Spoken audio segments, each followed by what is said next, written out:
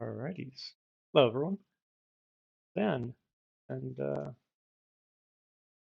think I'm just gonna do a chill kind of single player mess around with Middle Age Pyrene. Stream this on Twitch and YouTube. I figured it's probably easier this way for me to like clip out a video or something for it later. Hans Gruber on YouTube. Hello there. You are the first one here today. I think the only thing you guys might miss.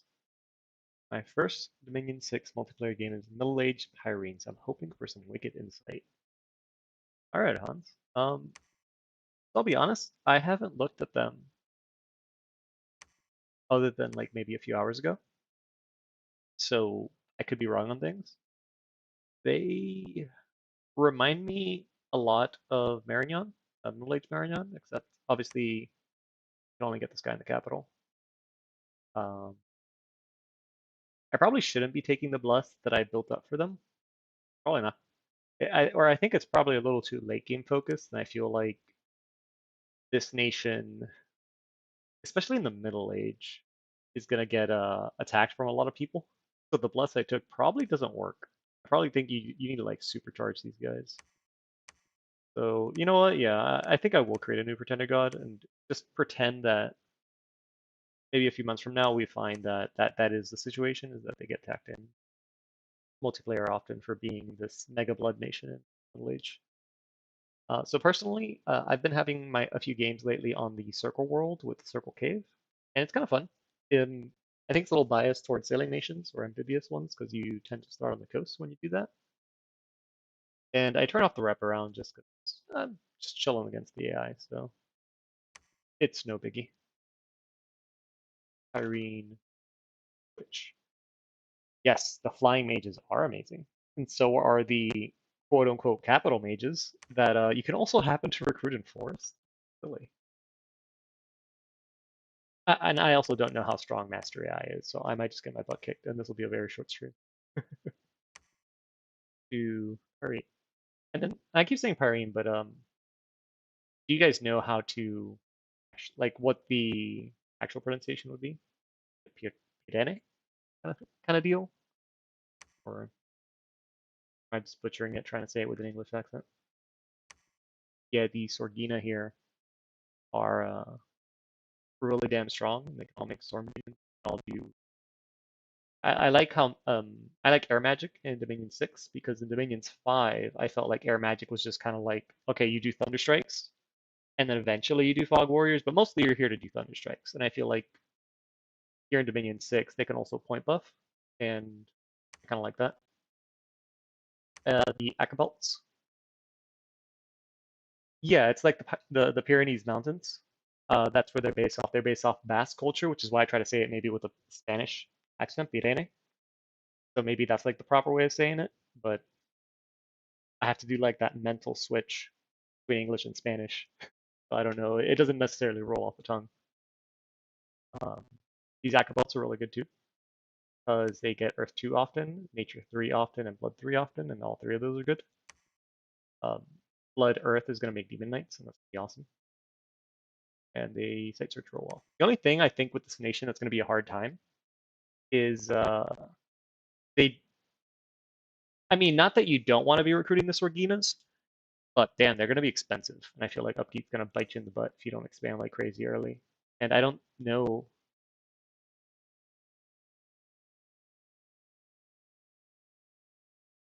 Oh, only unforted. I mean, it should say it. What is a what's this nation? Belarus. Belarus. Yeah, so it should say this. You see how it says on the bottom for the Viedmas and Viaduns of Vanarus, it says can be recruited in all non-fort forests. So it might be a bug with the Acapults if building a fort prevents you from recruiting. Because like here, it specifically says non-forted. Anyways, let's actually get the game started so that can go. That can be moving along. Circle world, meet rivers. Beaches, everyone's on land. I don't feel like dealing with aquatic shenanigans.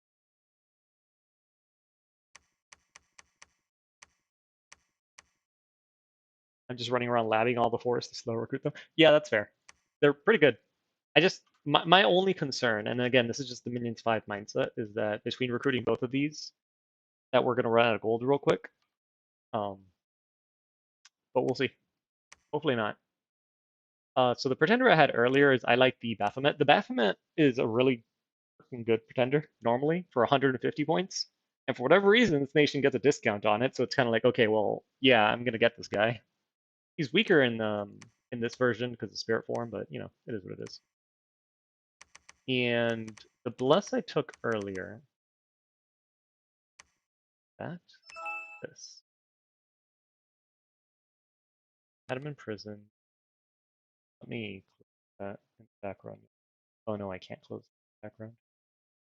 Well, if I get emails, I get emails. What can we do? Anyway, so I took him imprisoned, and I went with production, some heat, growth, and some magic. And you can tell me, Hans, don't spoil your multiplayer build in case for whatever reason people recognize you, or they're like watching this and they're like, ah, yes. But tell me if I'm making like really, really bad mistakes. So my initial build for these guys, I took a bunch of magic resistance. I think I took 3 magic resistance, and I took 2 shock resistance and magic weapon. That's a beginner's game. Yeah. Hey, we all gotta start somewhere, man. My beginner's games were awful. That done. Have points left? Okay, and I still have points left to do things. Kind of feel like I had done something else. That's a lot of design points left over. I found I needed order 1 and production 2 to cap productions with the goat knights. And we do want a lot of the goat knights. I wonder if I drop magic if I can get okay, because like this bless. Hello, Kidson. Enchanted blood is great too. Yeah, enchanted blood is good. My concern with it. So okay, so it's 4 bless points. And okay, so 2 of those bless points. 2 of those bless points is essentially the same as getting one thing of magic resistance. And then the other, so I'm paying 2 bless points to regenerate half a hit point per round and stop profuse bleeding, which is real good. Take some time to check the units if you haven't. Yeah, dude, shinies are cool. I think this nation is really, really strong because like when you ask people, it's like, hey, what do you wish your unit had? It's like you wish you could recruit a great sword like this. Like this, oh man, this is beautiful. I mean, yeah, it's 60% more expensive than most great swords, but like, damn, beautiful. Same for the knight. The only thing that kind of sucks is the crossbowmen. I mean, it's nice that they're cheap, but their precision kind of sucks. And I know like the Agarthan crossbowmen tend to also have shit precision, but they have better crossbows. So these guys they're kind of mid. But they're oh my god, yeah, these guys 18 slash broadsword. Like these guys are expensive, but they're super good. You have quills, so drain isn't awful. Yeah, and the Sorginas, I mean, they're really expensive, but they do research a lot. So charge body. Right, doesn't the new charge body actually give you, oh my god, 8 plus points? And it only gives you 5? I don't know about that one, Chief. Also, the Emerald Knights are a net gain on surprise. Yes, they are. Yes, they are because they do the mouflons. So you can run over Ermor. You can run over precision doesn't matter too much. Yeah, it doesn't. And you're an air nation, so you can always wind guide them. Okay, so back to just so I can at least try to start this game for you guys too. Okay, so you guys are telling me this. I don't know if I really want to take drain because blood spells are fatigue intensive. And if I do blood stuff, I want to be able to do it. And I want the shock resistance. Okay, so I want the shock resistance because I want to make storm demons. And I want the magic resistance because again, I haven't gotten here yet in like a really I haven't gotten here yet in a really like high skill multiplayer game or anything like that. I think I'm only on like turn 20 on the PvP ones I've done or I'm in. But I feel that late game using these using these 6 magic resistance mounts is going to be kind of a disaster. That's like my intuition. So I think at least 3 magic resistance to get them to 9, and then casting that mount spell. There's a spell you can do on the mounts that gives them 2 magic resistance, and then anti magic. So if they're at 9 and you cast both of those, you should go to 15. And I feel like 15 is like a fair amount of magic resistance to have, right? The mount spell I think is like Thaumaturgy.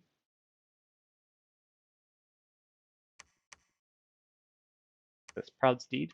Is there like a battlefield wide version of it? Theorycraft all day. If you guys let me, I will theorycraft all day. That's the bad part. That's why I'm struggling so hard to get those, like the really short videos that I've been popping out. Those are tough. Holy cow! I don't think there's Proud Steed, Immaculate Mounts.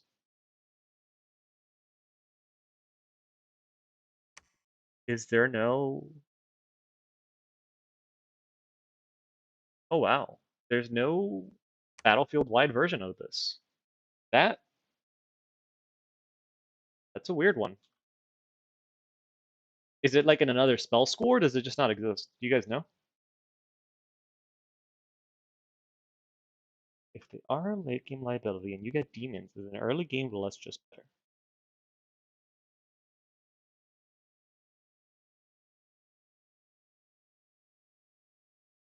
The silence is me thinking. You know, RG, you're onto something because my first thought of Pyrene. Hey guys, just in case, let me just double check on Twitch and YouTube. I'm not sure if you guys are watching. Are all my settings like correct? Do I say that I'm doing a Pyrene Blitz, or do I say I'm playing Age of Empires or the Wallbar or something? Can you guys just double check for me? I really don't know how to. I think we covered this last time. I work in technology and I have no idea how to technology.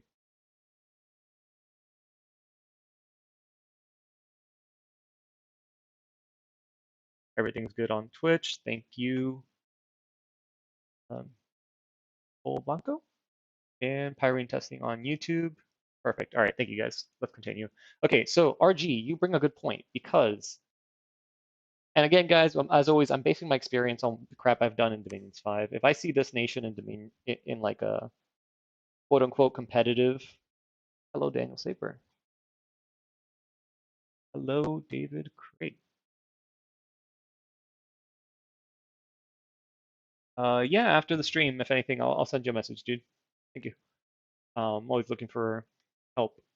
Anyways, if I see this nation in like a quote unquote like high skill Dominions 5 game and they are my neighbor, I would probably kill them quick because at least in the Middle Age, not too many nations have like powerful blood. And if they do, like it takes a while to ramp up. And I feel like this nation, just like you blink and blood is everywhere. So RG, I think you might be onto something in that you just use these knights to bull rush the early game, or at least defend yourself. They're solid as is. Shinies are cool. I almost agree with you, but not really because they'll run into heavy cap and die. The power of the crossbow and mini wing guide. It might be. It might be. But you know what? Yeah, let's just turn this into an early game bless. And the easiest way to do that is Blood Surge kills things with the Lance Charge and triggers, and then they start doing stupid things. And then you kind of stack defense. I kind of still want some shock resistance, if that's fair. Yeah, ridiculous Turbo Communions with Goat Slaves. 32 hit points. Yeah, you could probably do it. You enlarge them. You give them some items for more hit points. Yeah, I can see it. Power crossbow mini wing guide is enough. So I'm French Ferret. I am learning kind of quickly in Dominion 6 that ranged weapons are really freaking strong. But I haven't gotten there too much yet. I'm also kind of biased because I think one nation is Aryu, and as Aryu, I'm getting chunked by ranged weapons, and the other nation is Macone, and as Macone, I could care less how many corpos they have against me. Um, what I have a broadsword, right? Okay, I have the broadsword. I have defense skill 16. So I feel like if I just bump up this defense skill and then give him some strength, this nation will be enough. Okay, I just do like come up to there and then do this. Enlarge, give to Gaia, personal region. I don't think awareness. Oh shoot, yeah. Awareness is really freaking good. Awareness is really freaking good. Okay, and then I just need another point somewhere. And let's just do that extra defense skill to just absolutely make sure that I can dodge the initial lance charge from, I guess, like heavy cavalry out in the field or what have you. Cool. So my lance charge triggers blood surge, which, yeah, this should be fine. So like in the late game, kind of throwing stuff away, but honestly, like my skills are pretty good. Okay, acrobats, thugs. Yeah, you can thug them. They have earth and nature, which are kind of like the bare minimum to thug. So yeah, you can totally thug these guys. And they're stealthy? They're stealthy, yeah. And they have recuperation. Yeah, you can totally thug this. Don't even worry about it. Wind can remote send gems and items to commanders. Yes, that's super useful, and I'm using that right now as Macone. Because I tried to build the lab and they said no, but my units really need shock resistance. So I'm gonna go with. So this is the pretender I took for late age Marignon in my first Dominion 5 game years ago. That was fun. So I'll do this here too. Okay, so if I do this, okay, and we'll just do, half thrones. Do this.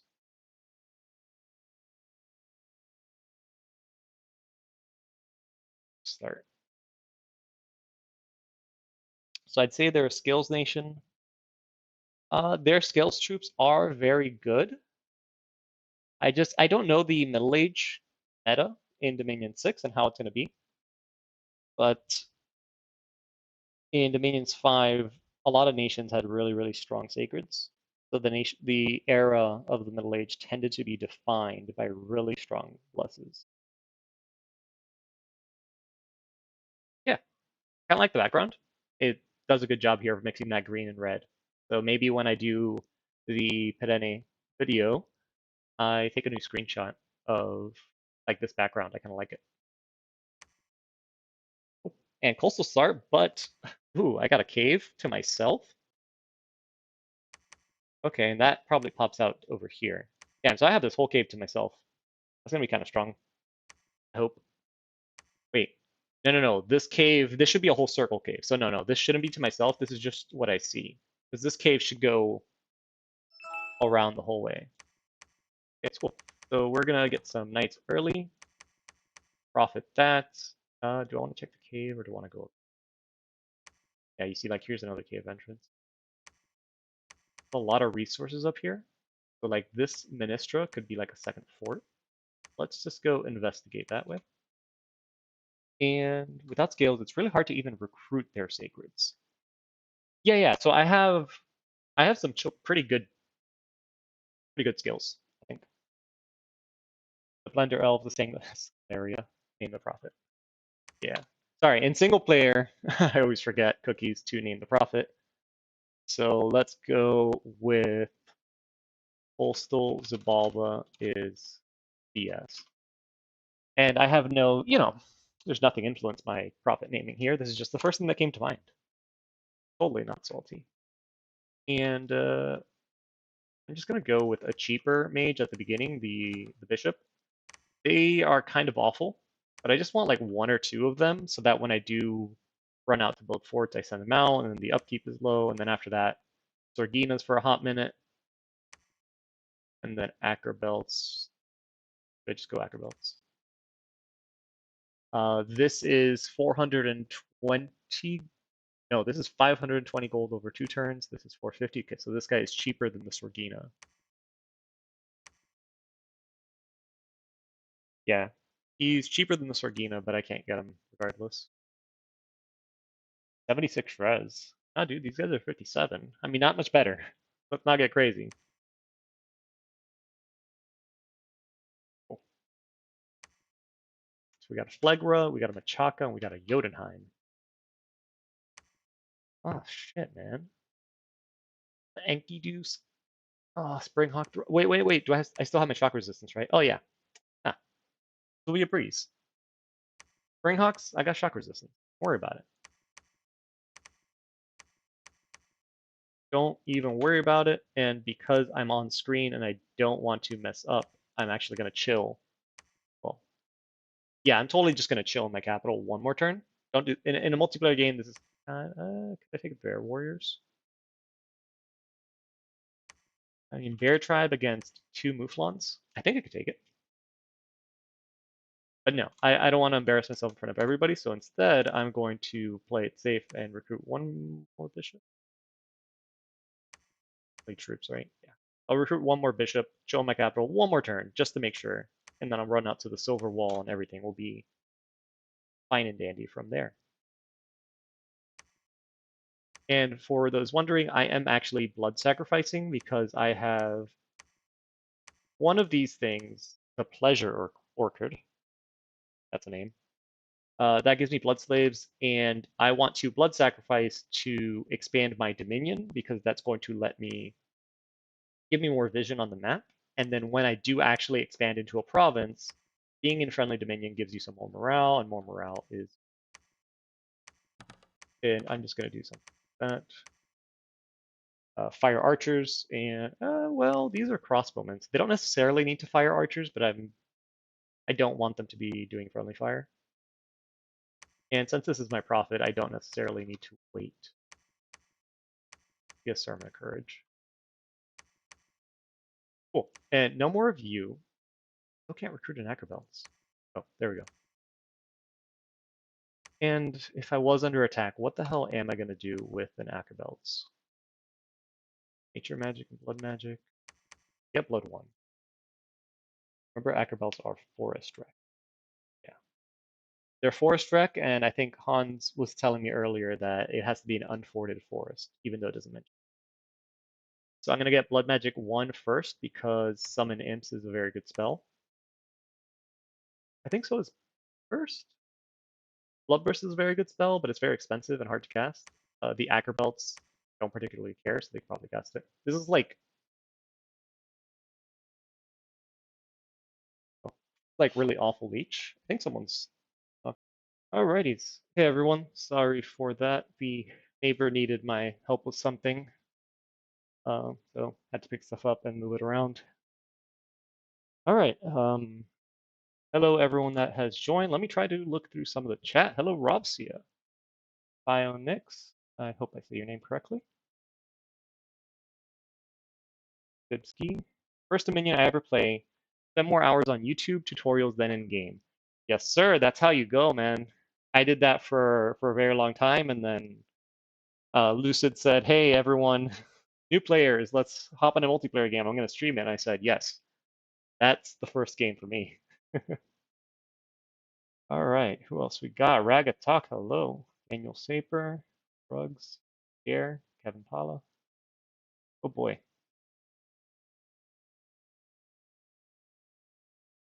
And that was the last time we heard of Zan. Yeah.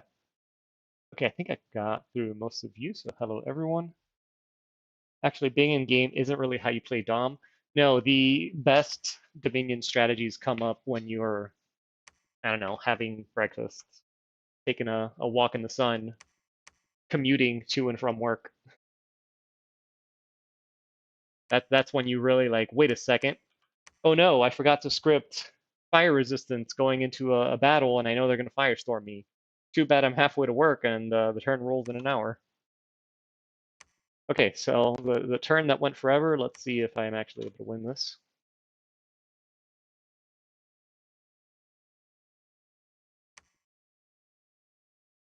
Or just out in real life, or on the toilet. On the toilet is too close to... Oh man, that feels too loud. How's the audio on that, guys? That sounds loud to me. I'm using a different headset because I've gotten some mentions that my audio isn't on point. So, yeah. But that is kind of loud for me, so I'm gonna change that after this battle.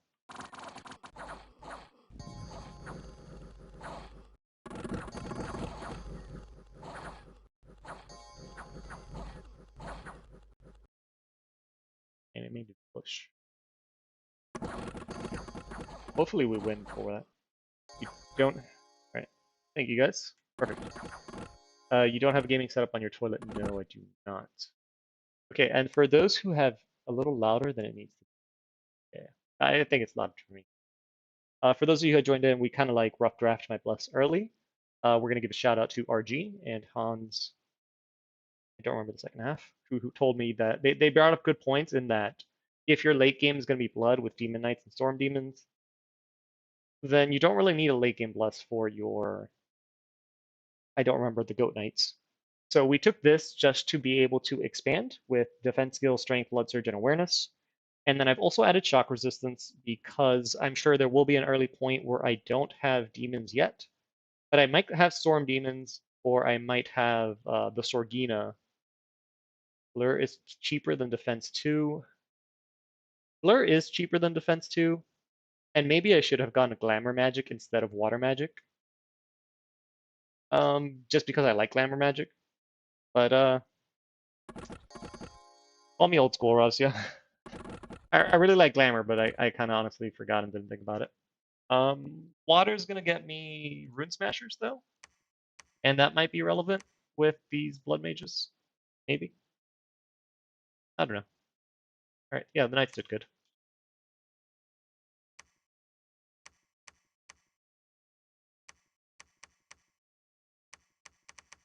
Damn. Cap circle. You can't trace income. Demons happen in mass after several wars. Blessings still be nice until then. Yeah. And I'm assuming you can't trace income from the cave. I wonder, do I have? Oh, dude, I can probably just go into. I can just spam these guys and go to the cave probably. Are you a good commander? It's one good commander. Huh. Yeah, maybe when I go into the cave, I just make a crap ton of these dudes and send them there. For now, let us do Fools and Soulless, because that seems like it'll be easy probably. Move these guys here. I heard if the cave is in the same province as the fort, it traces, but you didn't test it. We gonna test it today. Not right now, but we gonna test it.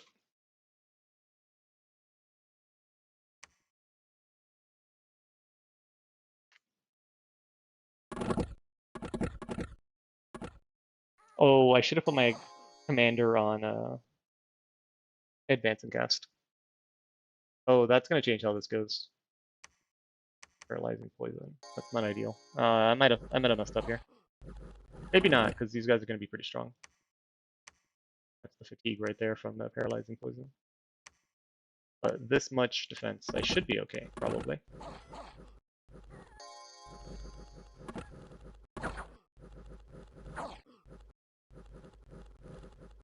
Fixing stones. Balin sent hundreds of those guys at me.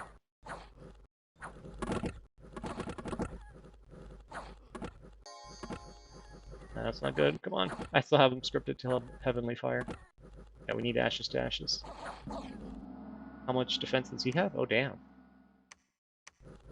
He might be okay.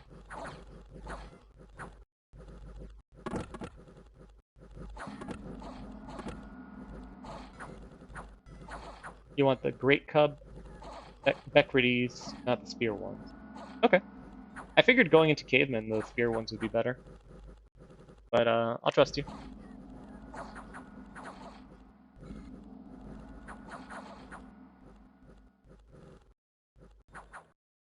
Yeah, this is closer than I was hoping for. Yeah, the ghouls can route, but the soulless can't. Okay, I lost a knight, or he lost his mount. I guess I get one cheaper here.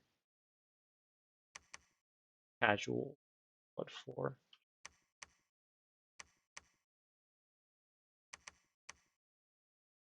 Guard commander. Attack closest.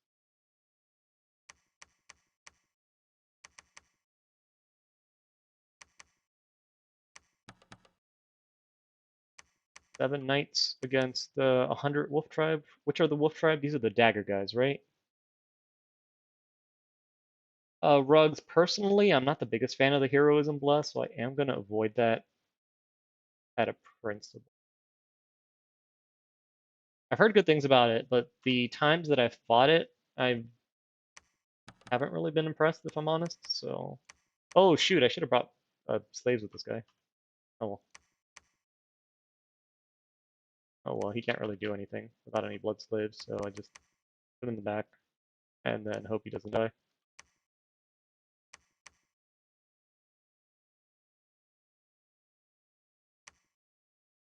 Heroism is interesting on end. Yeah, prioritize recruiting units over mages right now, so I will have to get a Sordina. Yeah, because end has the training site, so that should multiply. Heroism needs like a build-up. Yeah, so no, it's not so much that I wasn't doing the build-up, or like I have fought people with heroism and then they just die. And then once they lose like that major battle and a lot of their sacreds die, then what? I don't like that. I don't like the then what part of it. Strong, yes, but Dominions is a game of like, surprise, you didn't know that I'm playing middle-aged statist, but I just firestormed you, and now everything you have is dead. So it's a game of stuff like that, and I don't know. Maybe it's just my personal experience in it hasn't been good. Heroism for Bandar Log. Heroism for Bandar Log is legit because of the reincarnation. Wait, I thought Johan had said that the monkey nations could not take heroism. Is that not true?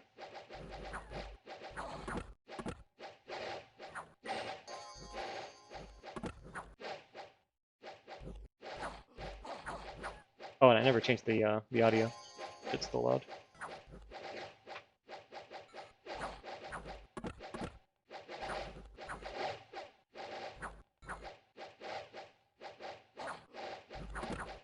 Yeah. Corpos, you do nothing to my full plate mail. Holy shit, they have full plate. Cataphract parting.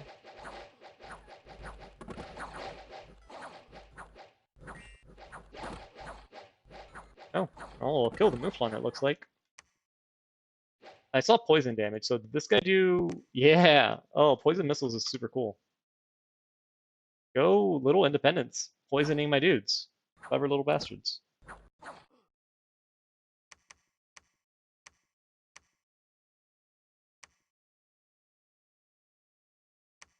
Okay, well... what's the map move 16? Map move 12?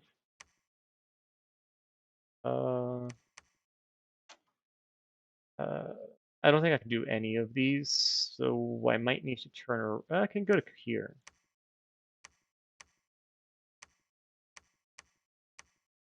I can go to here. We can do this. Yeah, and then from here, we should be super solid. Yeah, this should expand super well for like the rest of expansion.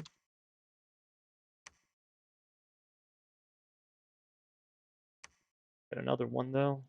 Okay, and then we have this guy. These are holy ones and 2 recruitment points. Maybe I do this. I'll do that next turn. That's from my research. Yeah, I'm still getting blood 1. Does heroism work unless like larger? Yes. Heroism, larger, berserker, disease resistance. Those all work on blessed, and those are pretty good.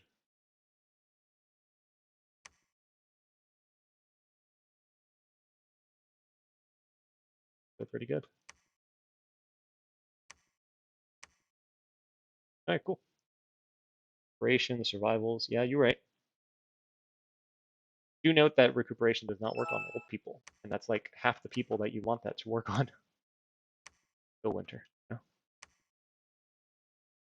Okay, so I can't do a knight. How many cavemen? That's a lot of cavemen. It's, you know, we're playing against the AI, so I'm just gonna keep playing it safe. And I'll do a full like other turn of recruitment here. Let me do another Sorgina. And I think I'll do this one, Mins, first. Like I'll hit this first, and I'll take in some of these guys to do blood magic. And after that, I'll do the cave stuff. If I had a scout nearby, I'd ping this.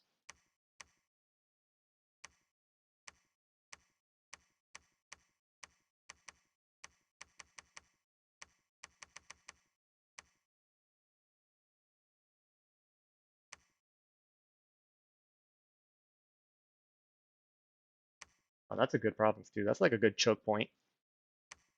I might bump into Jotunheim with, is Pyrene better geared than Ulm? No. Ulm Black Plate. Is there an Ulm in this game? There's not. Ulm Black Plate is like 23 protection. When they forget how to do that, probably. But definitely not in the Middle Age. Yeah, multiple commanders per army. Yes. We'll have a battle soon with multiple commanders. Never not heard of the not working on monkeys thing, but it's something I heard maybe as a rumor before Dominion 6 came out. One of the last, or I guess the last game I'm playing right now of Dominions 5 is as Vitala. So I'm not particularly interested in playing the monkeys again, like not so soon. They're an interesting lot, you know. So I haven't even looked. I did look at Patala and cry that they lost their Earth 3. Yeah, these are doing good. My Insomniac is finally falling asleep. I am glad I can help you fall asleep, Phaonix. That's I come to Twitch half the time for that shit, man. Have a good night, man. You have a Dom 5 game running over? Yeah, I'm being guilted into continuing playing it because I'm pretty far ahead in it, I think. He went down here. I don't want him to keep like snaking around. Cave. Ooh, imagine I take all of this shit too. Yeah, I gotta get underground. Get you out of here. Oh, did I accidentally bring this guy? Oh, I should have been sending him home. That's a mistake. Let me cut off this corner for myself. The only comparable geared unit is Emerald Knight, which is worse than the Black Knight. Yeah, you and Schumann ran away with that one, Zach. Listen, Robsia, I earned my place. I earned my place in that one. You know what pretender I took, right, Robsia?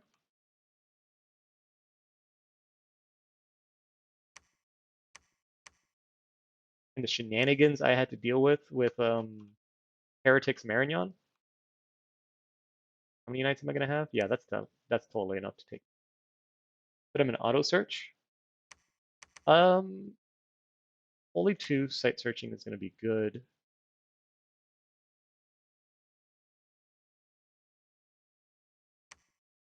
Yeah, I guess that would be the only way to do Holy 2 site searching, and that would break me into Astral eventually. I mean, I could. Yeah, why not? A Siddha? Yes, sir.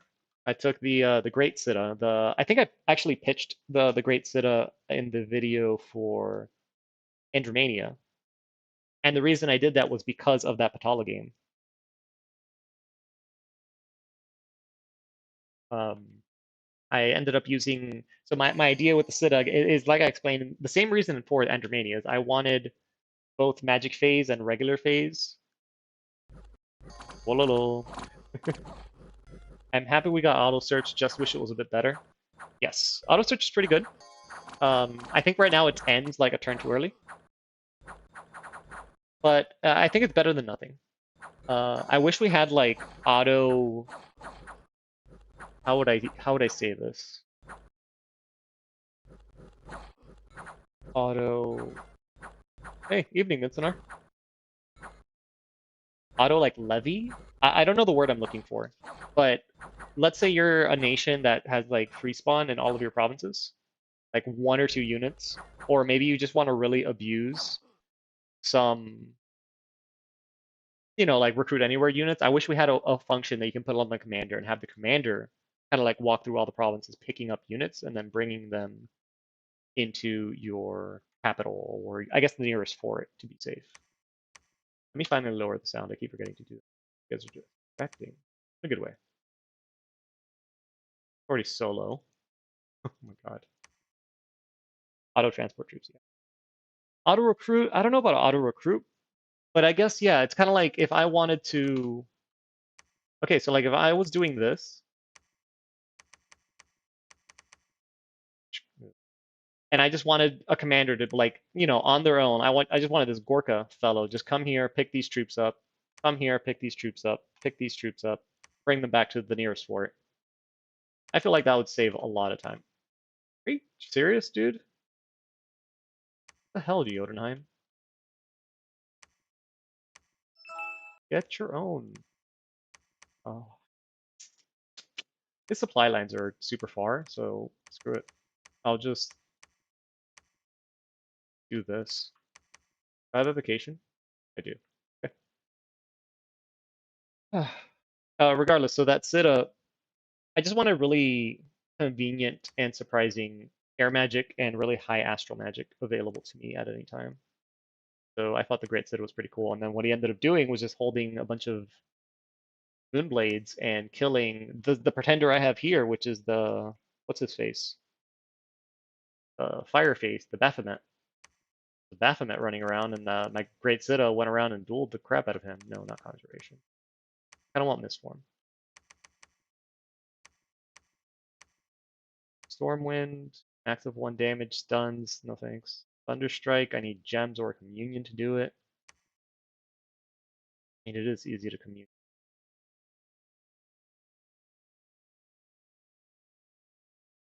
A build without magic weapons. Yeah, in Dominions 5, you really need magic weapons. I don't know if the meta here yet is just okay without people having magic weapons.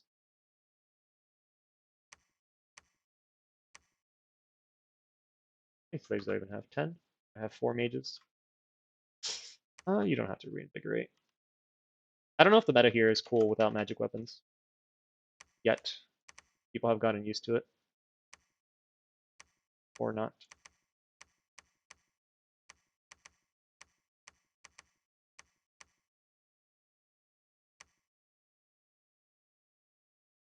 Die.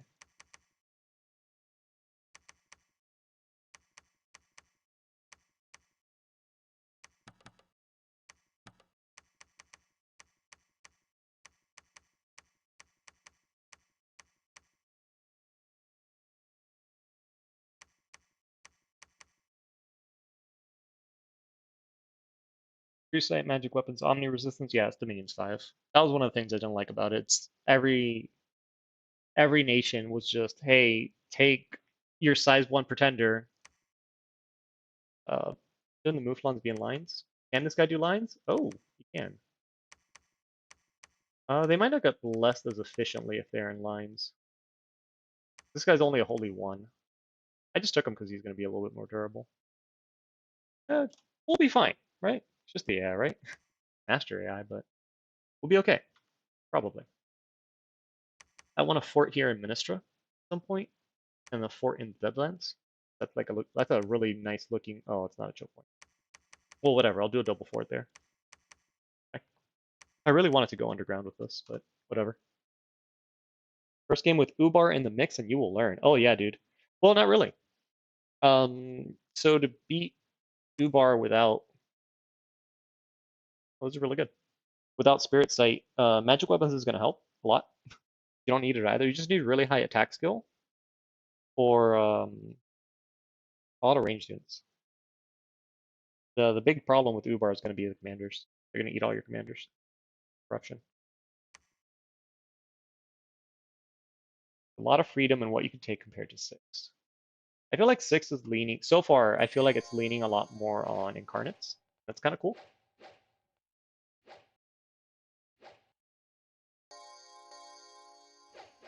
Wait, they're doing air shields. Wait, what? Where are they going? I told them to summon imps, didn't I? Did I fuck something up? Or is this just not worth... Oh, right, because the Jotuns left, so they're not going to use it. Progressor, Dominions 5 Disciples. Yeah, you played Uruk. No, you played and I was Machaka. That was, oh man. I think that was my first Disciples game. Maybe like my, I don't think I had won a game yet when we played together, Progressor. I wouldn't mind if it was leaning a lot more incarnates, if incarnates were both more expensive with fewer sacrificable scales. I mean, yeah, you can't nuke your scales as hard anymore. I feel like even with, you can't nuke your scales and you can't bump your scales. So it's kind of like you're forcing everyone to have, oh shit, did I recruit all this? Well, that's where all my money went. Oh crap. Well, here we go. We're gonna have this guy on auto levy.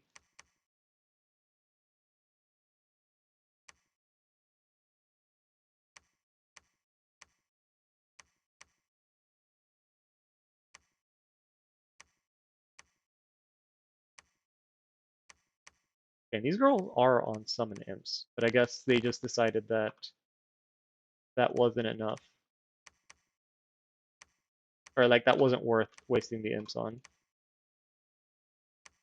Map move, you have 14 map move, you have 16 map move. Do I have a better commander somewhere? I only Disciples game still. Yeah. Honestly, Progressor, that was probably one of my better Disciple games. All my other ones tended to be awful.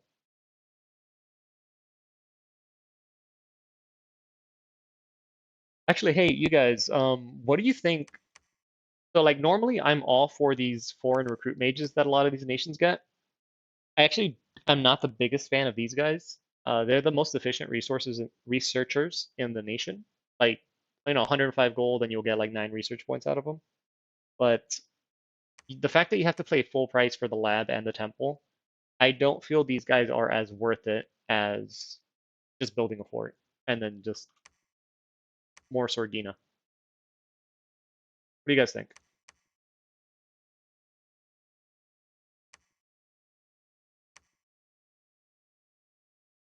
Kind of some whack randoms. Yeah, yeah, no, this guy has one job. He's gonna sit in a fort and he's gonna hold an owl quill and just nothing. Do nothing all game. Just not, not be expensive.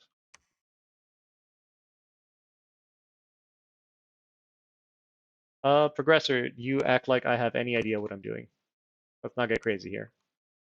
I feel like I gotta recruit another. I'm gonna finish this guy and then I'll recruit an emerald. Lots of good indie researchers. They're probably situational. Really depends on the build on the spot. I mean, I guess. What I usually like, you need a lab for the priest with 50% blood. I don't think you. Oh, there we go. We got some imps because we have these jackets. I don't think you're gonna need a lab. I'll tell you in a second why, Robs. Yeah. I don't think you need a lab ferret, but they're for only, so got that going for them.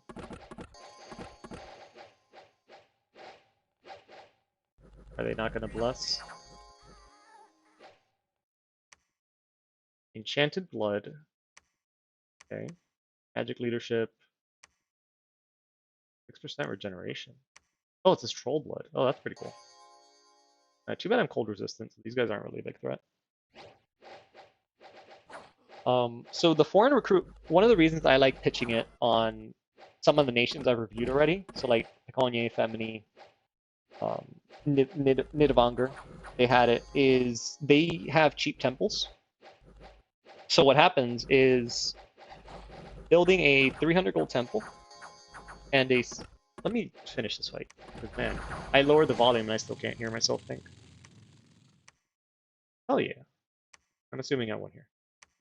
So building a 300 gold temple and a 600 gold lab in a province gives you 1 recruitment point for commanders, right? That's 900 gold.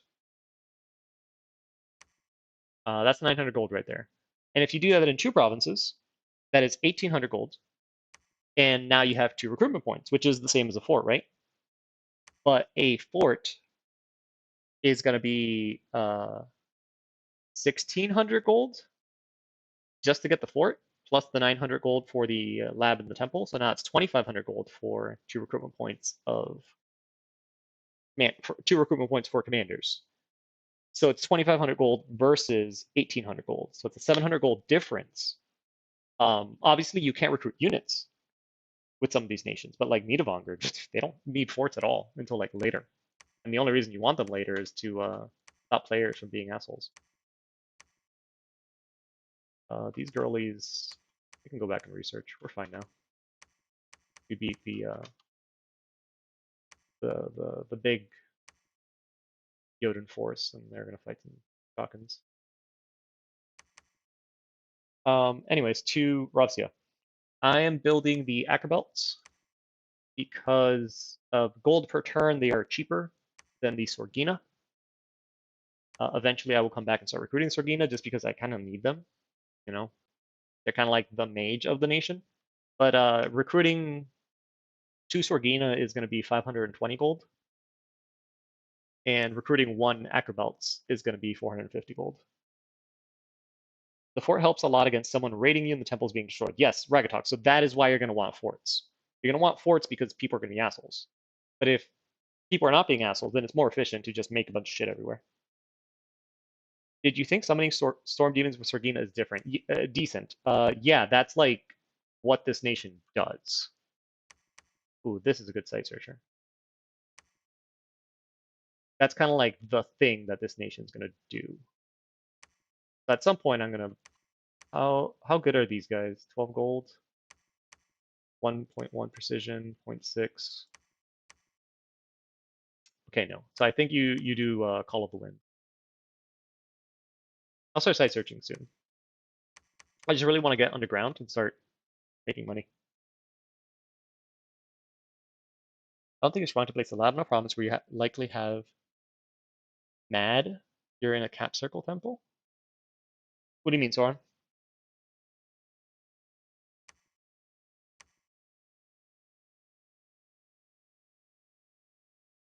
Less. Oh, that's good. Pretty good. No, no bless. That's blessing on yourself, dude. Okay. Great bless, Machaca. Probably got some incarnate. Oh man, yeah, I probably should have put some of those like single player mods before doing this. That would have been smart.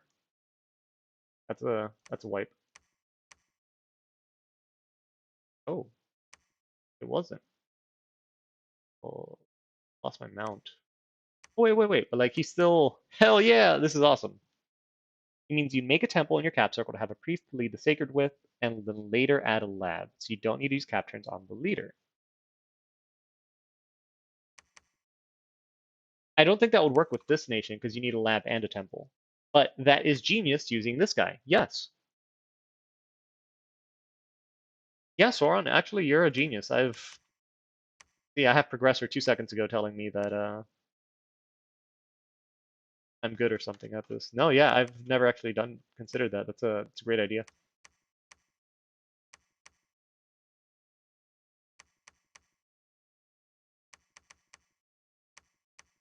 That's a great idea. Okay, we are getting to the point where I need to make a fort.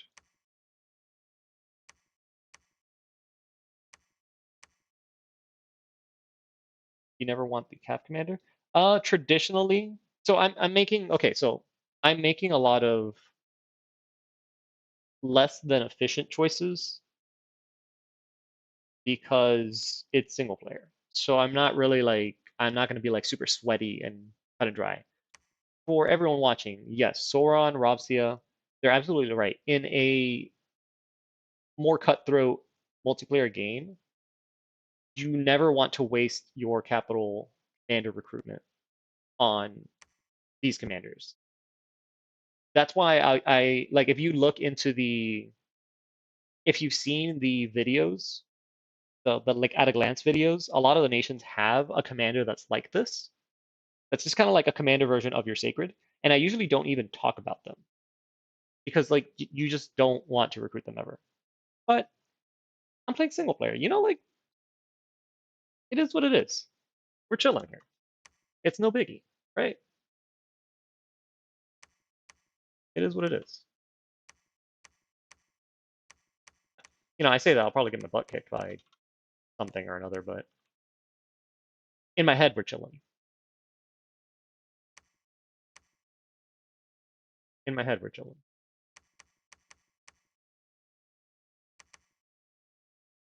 Say that, but like that's gonna be shenanigans. And then I just don't feel like coming up here. Never do this. Don't promise. Don't PD dump too much in multiplayer either. But I just don't feel like playing or dealing with the AI seriously right now. So we'll do this. But we do need to look at where we're gonna build up a fort because we need a fort like now. I think Winter Peaks looks good. It's got 130 resources because it's technically a mountain.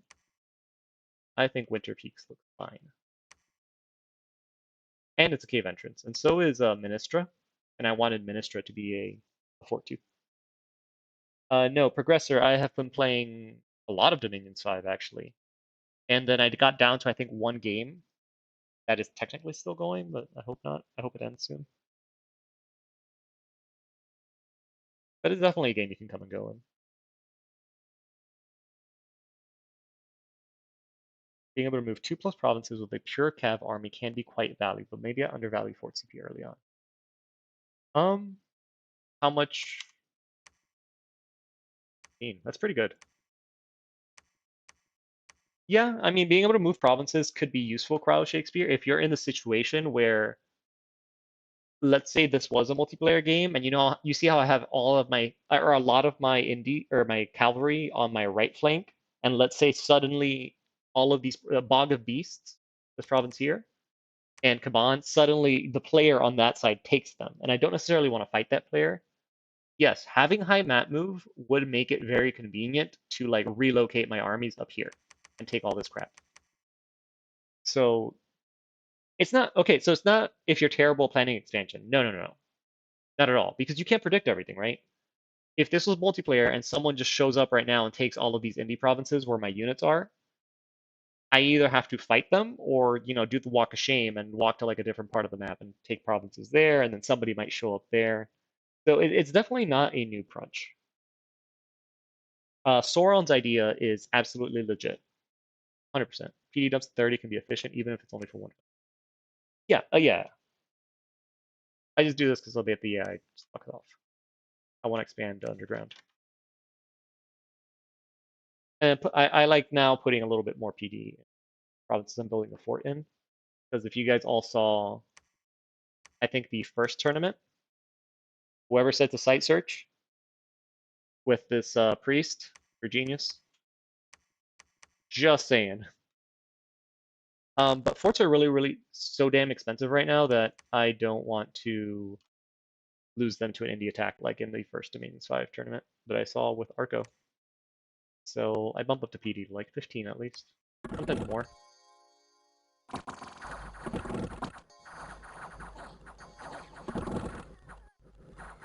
There you go. You see, like they got all the lance charge hits on the heavy infantry that triggers blood surge, and then now they turn around to fight these clowns. It's easy. Yeah, very nice.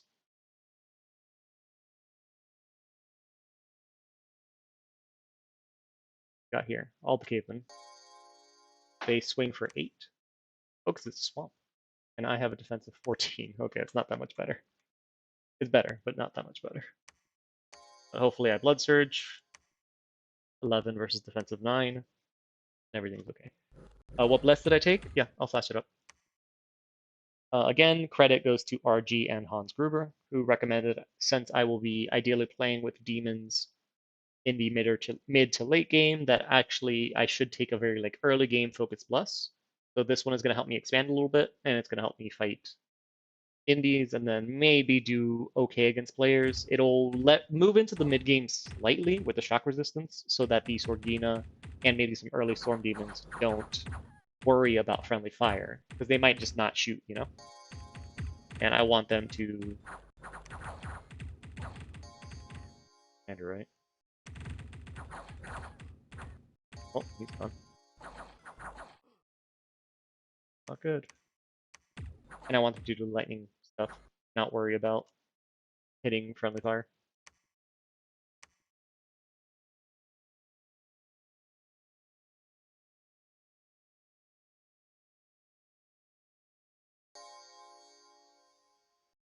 Yeah, this should be a. How's Agartha doing now that they're in caves? Like early age Agartha, middle age Agartha. How are they doing now? I feel like Earthquake is probably going to be really strong in caves. They didn't have this like additional 20 armor piercing damage component to it. Wait, they throw rocks? I didn't know Pale Ones had a ranged attack.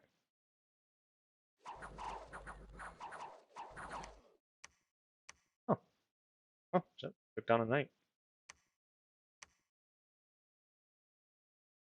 Or I don't feel like dealing with that. Let's drop a fort, bump up that PD slightly more.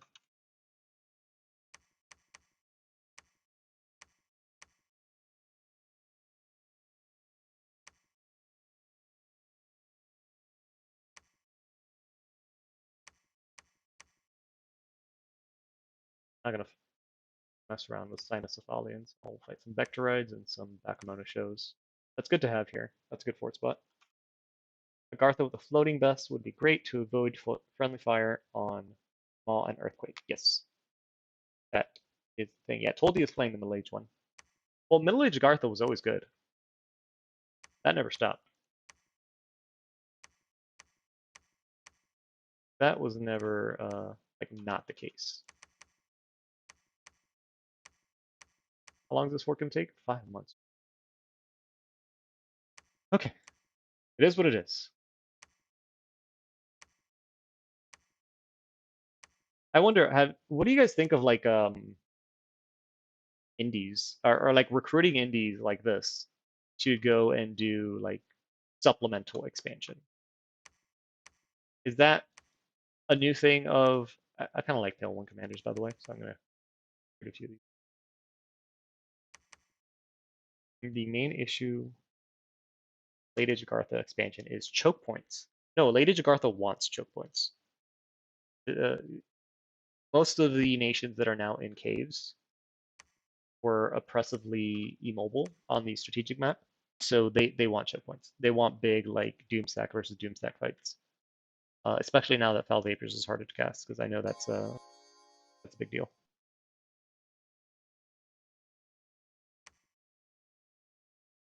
Flying Death Explosion Flagellants, hell yeah, dude.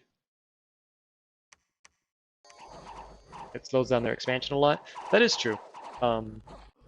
Cave Drakes had silly expansion.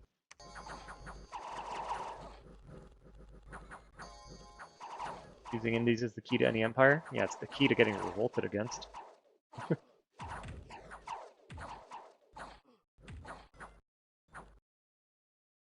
Key for a revolt to come in. Like, we get some oppressed independence. Like I said, LA indies are the easiest. They can clear all of the indie.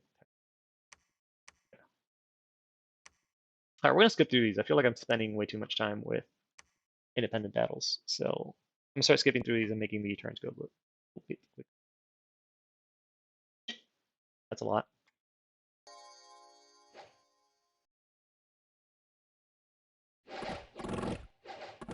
I don't think that's gonna work.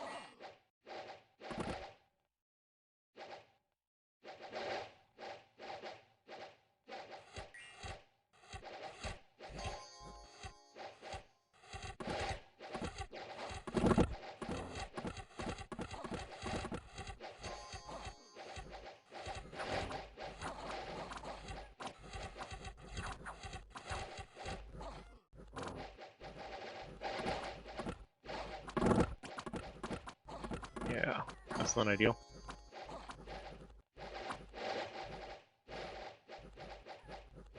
Okay, routed those guys at least. Guys shouldn't die at all. They've got decent protection and that tainted blood region. I think less units need Blood Surge, especially something with a lance bonus. It depends. Personally, I don't think Blood Surge is as good against players. It's really good against independents, for sure. 100%. 110%. I just don't think it's as good when you're fighting other players. Counterable. but it's not awful. Yeah, all that money I spent in this PT dump didn't do shit. Dang it. This is a big army too. Luckily, the Thrims herdings don't do jack shit against because of we got cold resistance. The Mouflon have it. They're nothing special. Super heavy infantry. Combo with Righteous Wrath is interesting. Ooh, 8 Amazons. Hell yeah, that's a good one. I don't have any army up here, so I do need to resolve that. Do I have alteration, lightning bolts?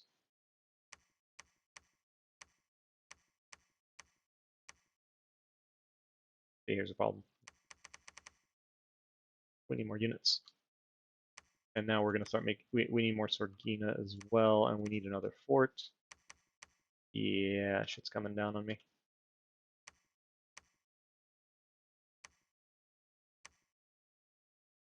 Then the Colons. Thoughts. Thoughts are good too. Do I have Death Magic and Pyrene? I don't think I do. How long does the Righteous buff last on average? I think it's 2 turns. Okay, guys, box formation around the commander. That'll be easy. That way.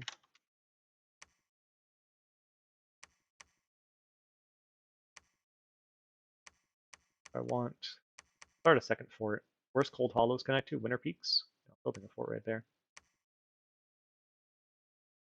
Hey, I wanted to say, Middle Mind Bend on Twitch. Hello. I'm watching, just muted, FYI. Hey, don't worry about it, man. Thank you. Thank you for tuning in. Appreciate it. I am new to the whole Twitch thing. Fire, Air, Blood, Nature, Earth, Blood, not Magic Diversity Central. No. What's the range for the Righteous buff? I think it's supposed to be like 2 squares in every direction. What can I do with my gems? Absolutely nothing. I was doing Misform so I can buff the knights because I have so few. Nothing down here is particularly impressive.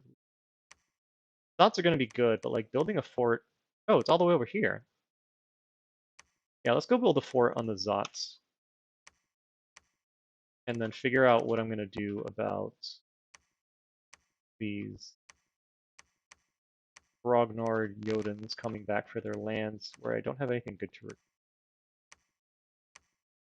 Kind of the problem.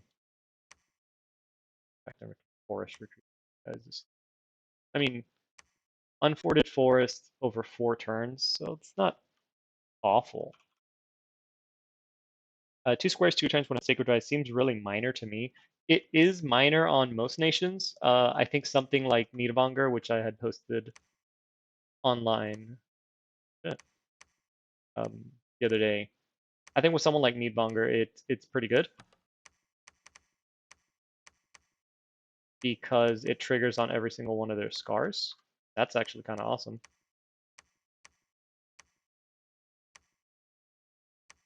Are you guys both in discipline? Of course you are. How much longer the Palisades? Forever. Okay, cool. It's cheap and non-incarnate. I think it's the same way. They have cave recruits they're nothing to write home about. Honestly, I think I might recruit those cave guys to go fight the Jotans. Because they are 2-handers. And they're cold resistant. Could be good with TNG ancestors. Yeah. Actually, Ragatalk, that's a good point. It could be. It'll. Yeah. Yeah. You send some ancestors in ahead of. You send some ancestors in ahead of your regular units, and their job is to literally die to piss off your regular units, like the little warriors of the 5 elements. Or river trolls. You know what, Ragatalk, you're onto something. I could see a TNG using it, or I think Saramashi also gets ancestors. Yeah, I can see it. Feels like you use a bunch of them in expansion and then get wrecked in your first war if you're not careful. I do not recommend using the mid-bath on your first war. I don't recommend using them in your first war. We'll start with that. Okay, we're at the part where Indies are going to be stupid, so Vanarus, do you want to be buddies? Please.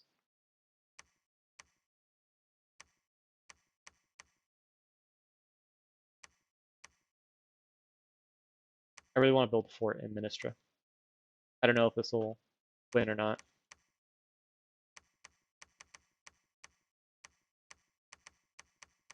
I don't know if this will do good or not, but we're going to do that. He's going to build a fort on the Zotz province. Holy shit. That is a good province. He's going to build a fort there, and I want you, we're going to build another fort over here for the Jade Amazons. Just do like 1, 2, 3.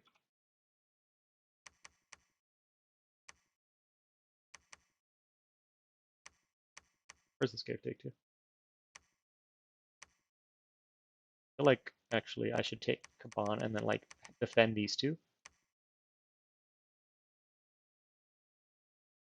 EA Zibzan, the free spawn bats. Yeah, you know what? Zabalba is also really good. That's what I used in the Blitz yesterday. For the free spawn. I wanted, or in my head, I was going to do it with the free spawn bats. Why do I suddenly not have as much resources? It was going to be for the free spawn bats. I think these girls could thug. Or at least like beat up basic independent provinces. Interesting. Blood magic, and we'll start blood hunting at some point soon. And we're going to do that with the air jumps. Okay. Although I should start site searching at some. How much are you? 16? No. Did you stream the Blitz? Yes, I was playing in the late age. How would you get Oniki? You don't.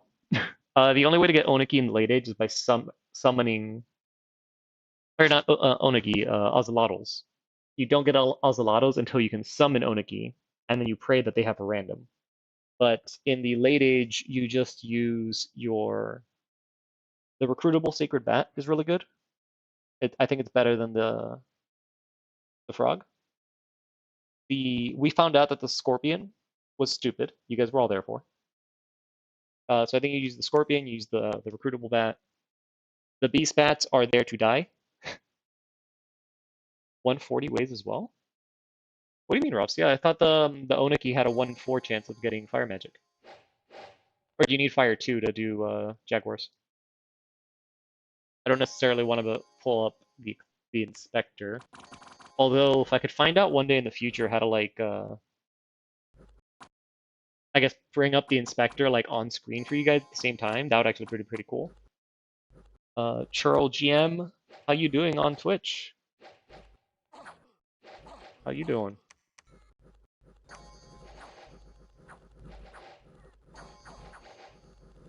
YOB have the 140 ways as well. Yes, the YOB.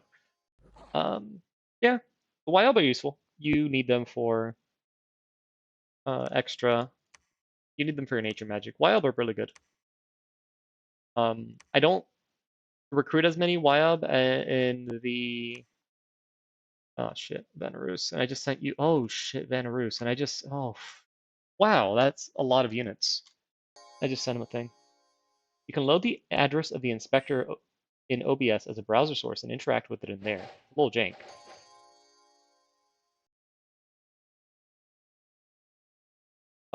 Charles Jim, tell you what.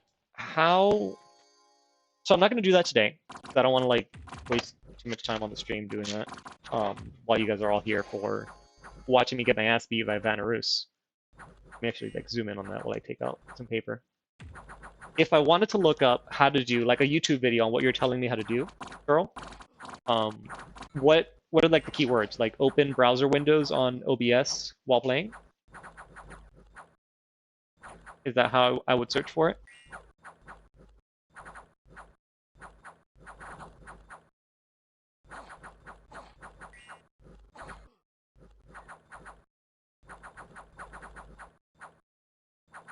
Would I be able to like interact with them? Yeah, these guys are doing good.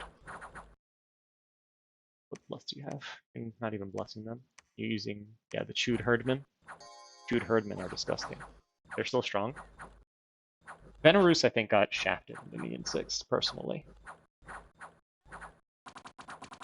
I can whisper a very simple step-by-step, or I can just post it and you can copy and paste. Whisper me the step-by-step, so that way I can, I guess, like practice it or jot it down in my own time, and maybe for the next stream I can be ready to do that.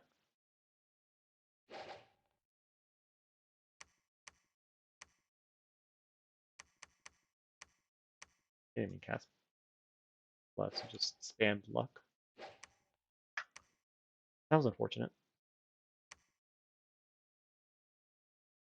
Yeah, got a lot of shit. Jesus. I feel like I need to start blood summoning now.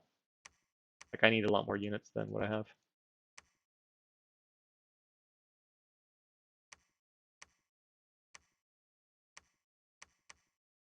That already has big PD.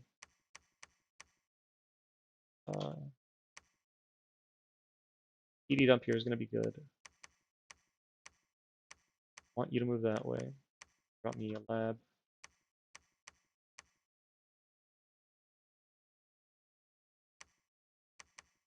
I have a lot of gold. Use it up.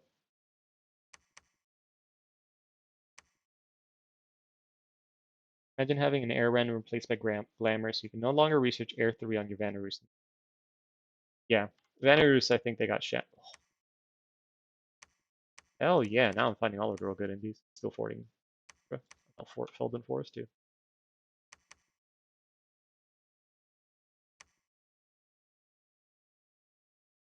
Vanarus, please don't attack me, man. I'm gonna wait a turn before trying to drop a fort, but like, please don't attack me.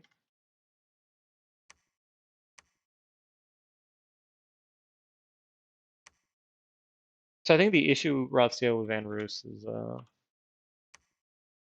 they don't have a mage that does anything now except for these guys. And you used to recruit these guys.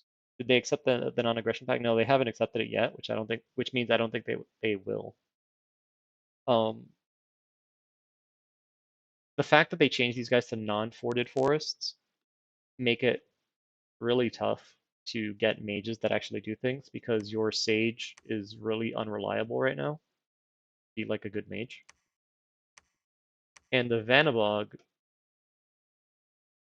I was telling, I don't remember who the other day, I think that the elves on the elvish cavalry mages right now, the Vanabog and the Van Jarl specifically, I think they're too expensive. That's just the bug. I'm sure it will be patched. I mean, maybe. I think they're a little bit too expensive. Because like this guy, he's an heir too. Cool. But like, so is she. Like, so is she, and she's half the price. I can get two of these for the price of him. I don't know. Okay, let me copy and paste. Thank you, Churl GM. I'm going to add that to a notepad. And I'll practice that before my next stream, hopefully. Save as open browser.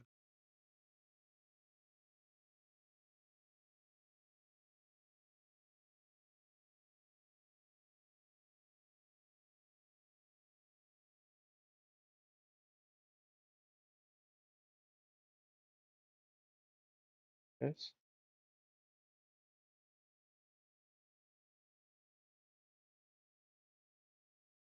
This.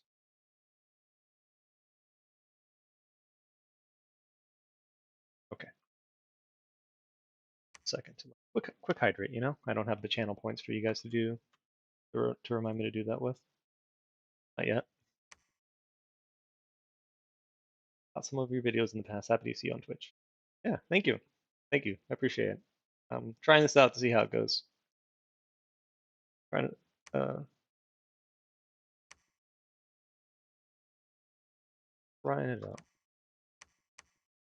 No. He needs to go that way. I need you to command actual unit. And we got one more on the way. Okay, that's good. Maybe in the caves. Maybe in all these caves. I can do the Pyrenian monks. Since they're quote unquote safe. Quote unquote. More PD. Like, please don't attack me, Vanarus. I can see it be like 380. Yeah. They're too expensive to raid with now. Well, so dark side. Okay, so in the same vein of these mages are too expensive to, or like I personally feel like they're too expensive. I'm getting Sorgina, right? Yes. That I personally feel like they're too expensive. I like that a lot of them got changed to have these glamour paths, and that air magic got misform that they could do it because it gives me the vibe. Oh shit,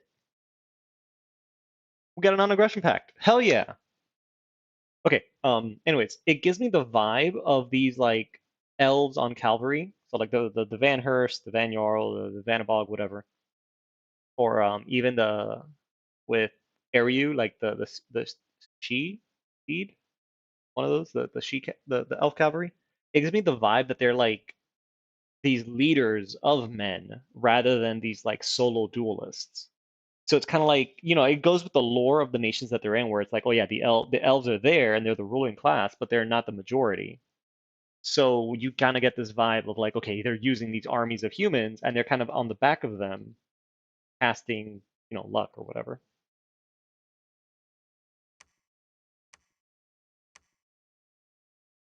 Oh hell yeah. Screw you, Go9. How'd this happen? The fire random is dog though. Yeah, what can you do with the fire random Vanabog? Can't Bane fire on his own. He needs to be in a communion for that. Did they just get trashed because the Jade Lizards got blessed? Oh hell yeah. I mean, they still don't have enough strength to do anything though.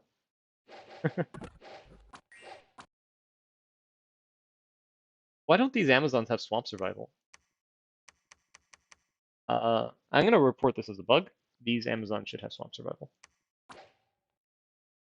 They should all do it because they're always in swamps. The Jade Amazons are always in swamps. They should have swamp survival. But the lore also has them sneaking into castles and kidnapping people using the loot.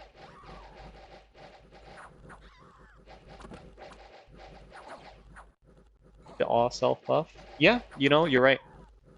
That's one of the things like Femini is good at. They paint awe really well.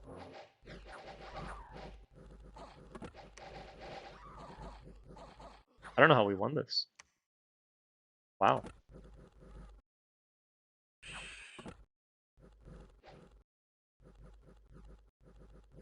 Actually, Fishbones, you're saying the Fire Random can do awe? I wonder, can't they do the fear buff as well?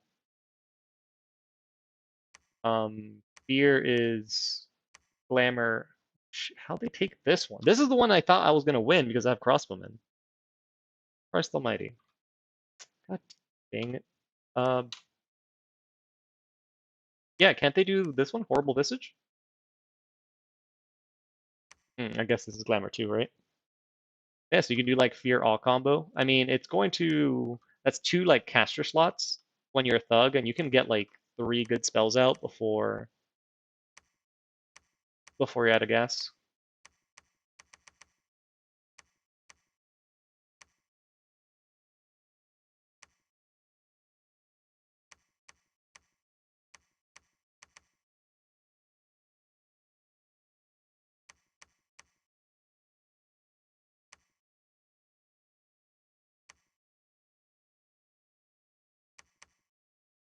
Damn, this is going pretty good down here.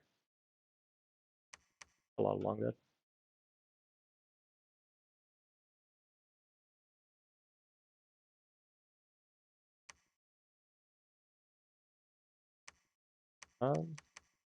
Building a fort over there, and I feel like I should build a fort somewhere else around here.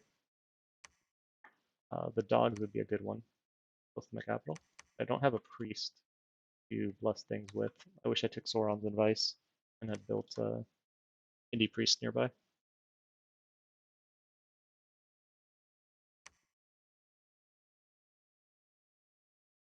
What am I going? Yeah, bloodhound with the. Gotta keep reminding myself. I'm gonna bloodhound it with.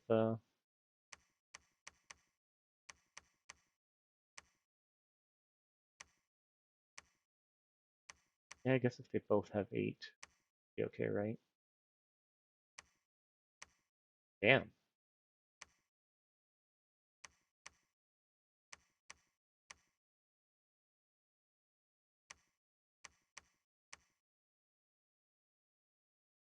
That's gonna be 30, 3,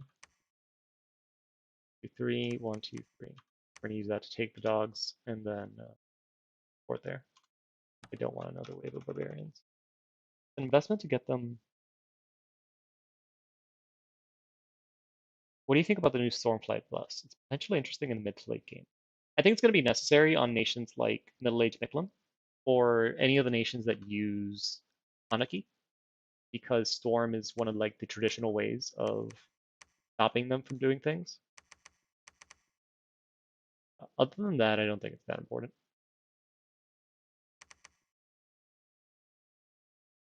Um, so the issue isn't so much that Vanabogs are probably fine, Ravsia. I mean, they probably are. It's just they're really expensive, and they're the only consistent mage you have from a fort, and that fort was also your capital. So it just makes it tough all around. This guy's just being a punk.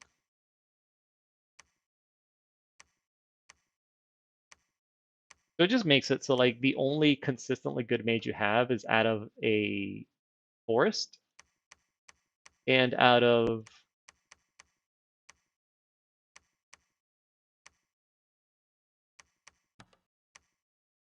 I'm getting these guys as group leaders. Out of like an unforded forest. That's like the only consistency you got.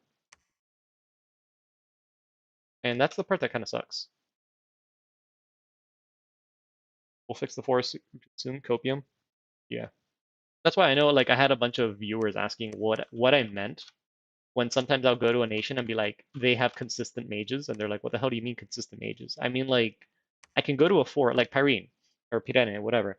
I can go to Pyrene and say, I want a mage that can go into combat and do things. I have a Sorgina.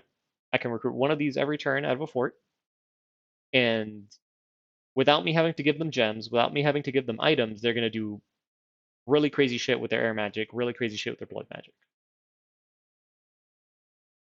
Is Glamour 1 enough to compensate for the lack of air random? So the air random is going to prevent them from getting air 3 and 4 natively. I don't think they could get air 4 before, but they can get air 3. And the important thing of air 3 was hitting air 4 to cast Storm, which is an alteration now. So they can't do Storm without a communion, which sucks. But Glamour as a path is still really good, especially because Luck is really good. But you need, yeah, Glamour 1 is kind of okay. Glamour 2, just like any other path, that's when shit happens. I think the I think the best thing that Vanarus got out of this is kind of the same thing that Midgard and like Vanheim got out of this, out of Dominion 6, is that these units, where am I? The best thing that they got out of this is that shoot Herdman and shoot skin shifters. You can put Misform and Luck on them now, and Moss Body, and Quickness. So like you can make these guys really, really strong. And I think that's the best thing that they got out of the deal from Dominion 6 is that now you can put Luck and Misform on your Herdman earlier. But just, I think their Vanarushan Sage got gutted. I think this got gutted.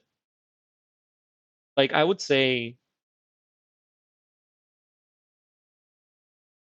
like, if you wanted to fix the Sage role easily, what you could do, and still be kind of thematic, is this second random here, get rid of Glamour. These guys don't need Glamour. But they're humans. They don't need Glamour. Get rid of the Glamour random and make it so that they have a 100% chance of getting Fire, Death, Earth, and Nature, and then they have a random of Air and Blood. And what that's going to do is now half of these guys are going to be Air 2s, and then some shitty random that you probably don't care about. But half of them would be Air 2s, and then the other half would be Air 1, Blood 1, which is going to be a very good communion slave to the Vanabog. And I think that would resolve a lot of shit, because this Glamour random right here is really messing things up, and I think the Air and the Death should swap places. And now the Vanarushan Sage suddenly is fantastic. It would make it immediately a good mage.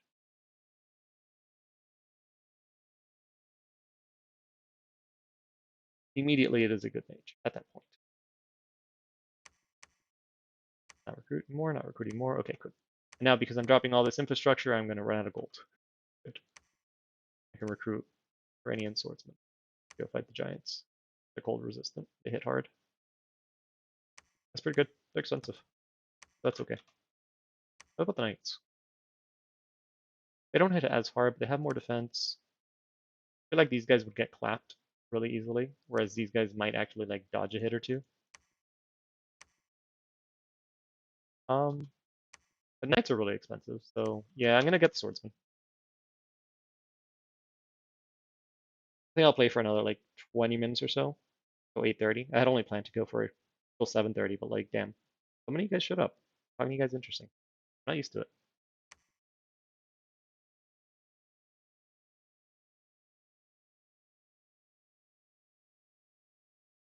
Oh, wait, I won this, right? Yeah, but I lost a lot of dudes. I'm just stacking shit here, doing nothing, so I need to get out there.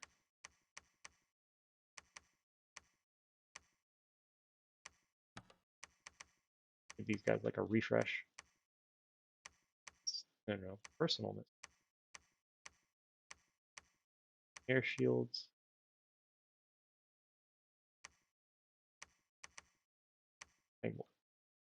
And get another one. Do I have an army up here? Yeah, I do. Like if I get a really big army in the Deadlands, that like plugs the gap. Let me get one of these chicks, and I'll have these chicks site search after they're done, reinforcing everybody.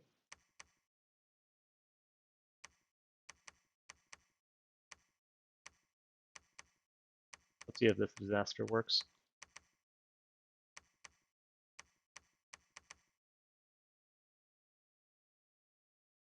Did you know that Dom 6 lets you scroll through forts using the arrow keys? Oh, that's awesome, Daniel Saper. Holy shit. Yeah, yeah, that was something I wished. You can always make more because you got supply and resources in the apps. Yeah. And no one is messing with, like, I'm just getting this whole cave for free, which is fantastic. I don't know if I'm supposed to forts right now. That'll get me death magic, but back, box formation. I'm happy getting all this shit downstairs for free. And we have infrastructure is set here. Need to dump more PD there. I need to get a mage over here at some point.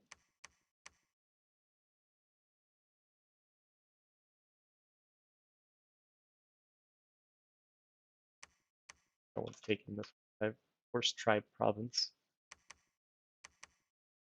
And I'm kind of waiting for Conjuration 3. I'm gonna summon a bunch of birds. And then I need and then I can start blood hunting. I'll probably blood hunt here in the Silver Wall. And because it's just single player, I'm probably gonna be lazy and add I'm gonna do it with the temple. I'm not going to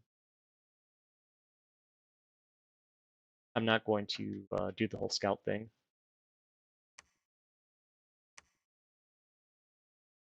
But yeah, this one's worth a watch. But yeah, Saper, I didn't know that, and that's actually really neat. That's something I was having issues with in the late game of Dominions 5, just going through all my forts and figuring out what the hell I'm doing. How are you already berserking? Oh. Okay.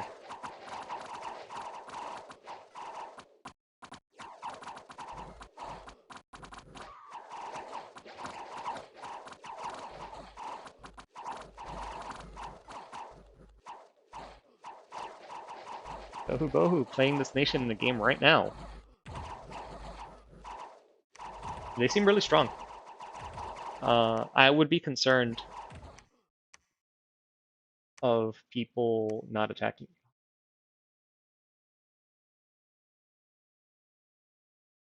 What?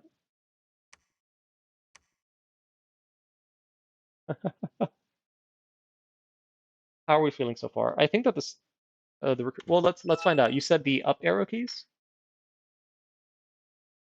Oh, the side arrow keys. No, Daniel Saper. This is amazing. Oh my god. Yeah, this is fantastic, dude. This is fantastic. This is really good. Good catch, man. Good catch that. Go to previous. Okay. And then you can specify whether the province is recruit. Oh, so like, hold on. If I do this, and then if I do this. Okay, no. Holy shit, dude. Look at this. So I can specify if I do the just the arrow keys, it's only going to go to my forts, right?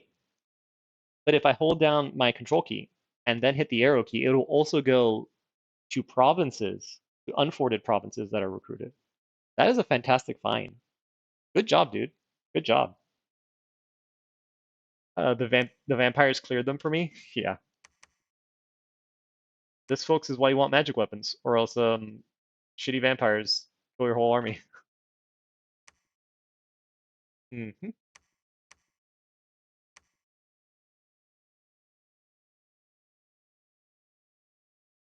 I really got to plug this gap here in the Deadlands. That's annoying.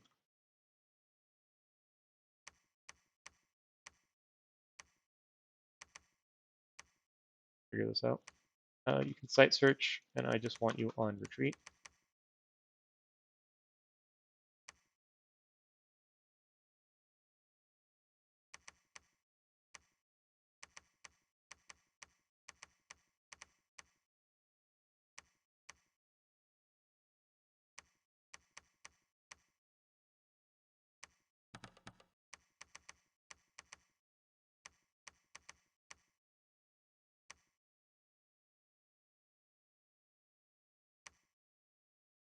I'm making so many acro belts. I'm going to start making some acro belts too.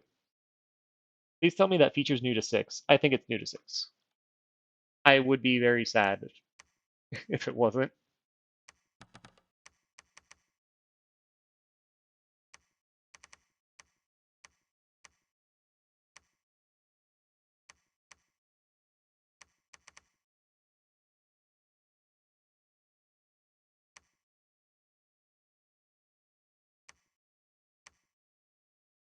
Okay, what spells do you guys get again? I could use the Astral Path from these guys and the Death Path, but I think I was already building a fort over here. I forgot to build my fort over there on the Zots. Do I need the Zots now, though? Now that I have access to Cynocephalians, do I really want the Zots? It'll be consistent nature, but Astral Earth is a good combo. Astral Air is a good combo. I'll settle on the Cynocephalians. Zots are good. If anything, I can drop like a lab and just get Zots that way. I'm not dealing with troglodytes. Does it work if I'm down, if I'm underground? It does. Oh man, this is so cool. Good job. Good job, Daniel Saber. Good job. Are we at summon bird time? Okay. Let me start blood hunting. I will do 3 casts of Call of the Winds. And 4 mages. And just to know, how many fire imps do I get? Wonder if they're soul size 1 or size.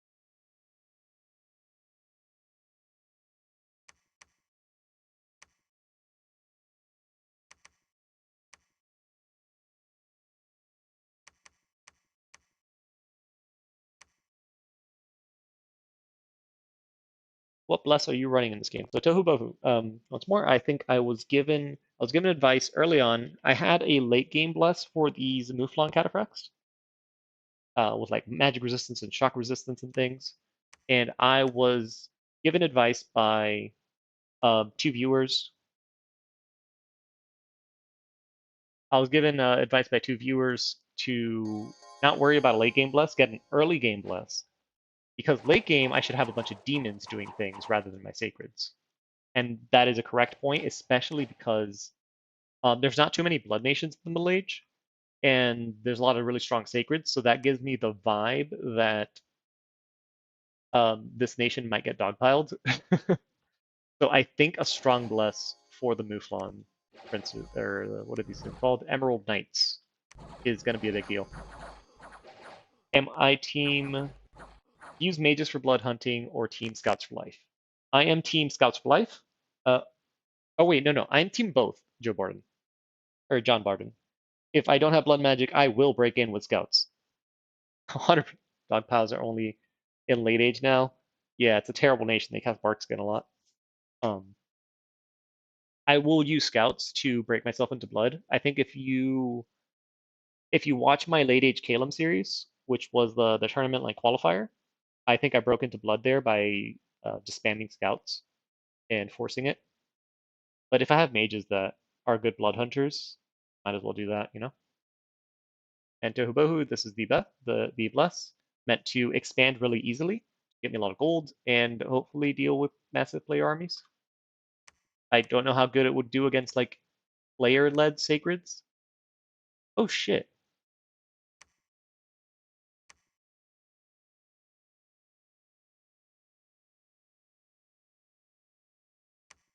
Fuck.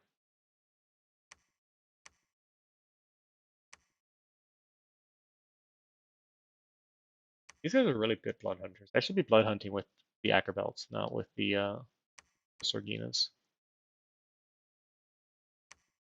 Oh shit.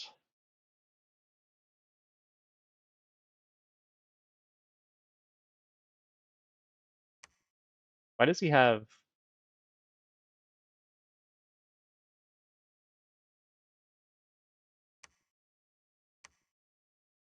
like a turd over his head? Is it in his description? Rudolf von Achenbach was the first. So is this like one of Ulm's nobles? Feeble-minded. This is dipshit feeble-minded himself. Things that don't make it into your blood hunting income calculator. Vampires attacking your capital, yep. You see, this is a problem, because I don't have demons yet. Vulnerable. I still wonder why he has this mysterious turd in his head, over his head. I wish I could see if the one that attacked if the one that attacked what's his face? Jotunheim had a flying turd as well.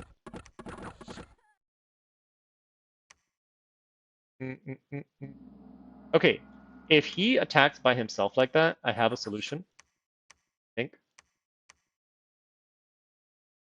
I don't know if I have it researched yet. It should be an alteration, right? Maggots? Evocation? No, it's conjuration. Huh. This will be fun. Acrobats have a free magic weapon and can easily kill these with light gear. Oh, they have a Thames? Oh, oh yeah, they do. Okay, so what you're saying?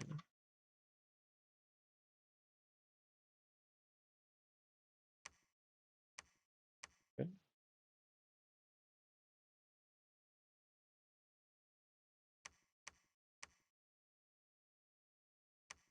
I don't have personal regen yet, and I don't have construction. Okay, so the Acrobats can kill these with light thug gear.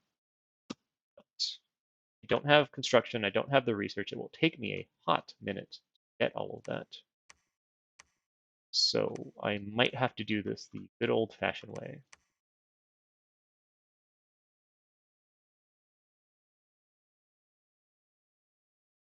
They're your research rush goals, thugs. Might be onto something.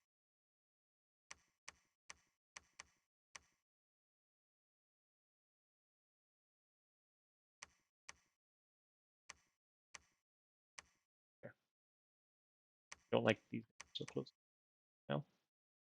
I wanted to go and take and not have to deal with holes. Oh, I think they're gonna take the lizard.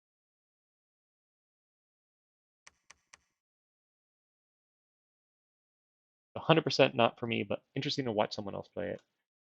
Well, I'm not even. I think right now I'm just doing like. I don't want the birds to fight. I'm not even like doing anything. I'm just using like the knights right now to fight. I get back inside. Because I'm gonna need all these Sorginas to help me fight.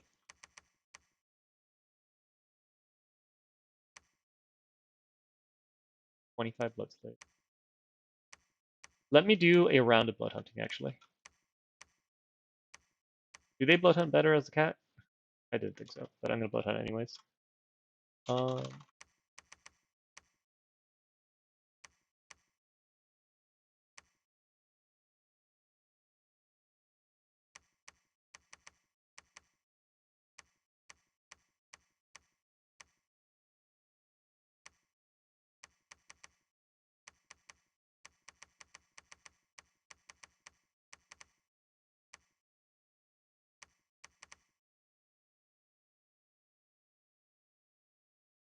okay, cool. Let me blood hunt a turn, and what I'm gonna do is Robsia, have I tested new Draconians yet? No, the old Draconians were really good, so new Draconians are better. Keep that in mind. They've been changed to 20 air gems to summon them, and it's the same like, oh, you get twice as many Draconians for 10 less gems, and you still get the chief that can recruit Draconians per turn. So old Draconians, when you paid 30 for 15 and a commander was good. 20 is fantastically better. Can you guys correct me if I'm wrong? The regular fiend does have magic weapons.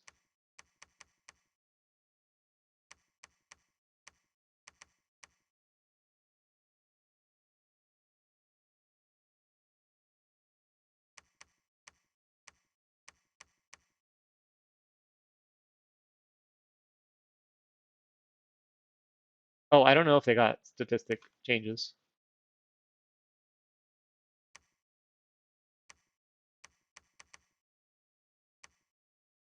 I don't know if they got that or not.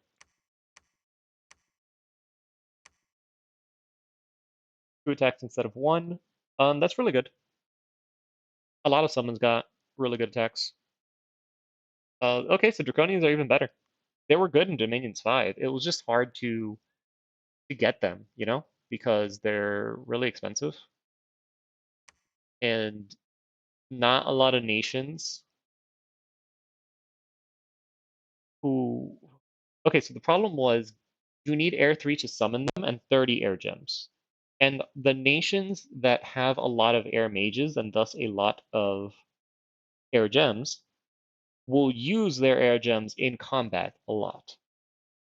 So it was rare you had a situation where you had an Air 3, you had 30 air gems, but you didn't have enough air mages that you can go into combat and like spam air elementals. And that's the situation that you needed to make Draconians worth it. Exactly. So it's the opportunity cost of the air gems versus air elemental spam. So it's you need an Air 3 mage. You need 30 air gems per cast. So you need a good air gem income, and then you also need to not be a nation that relies on spamming air elementals, aka you have a lot of recruitable air mages. So it's just rare for that to all happen. I mean, sometimes you just get a lot of like event gems. Maybe your pretender. Maybe your pretender does it.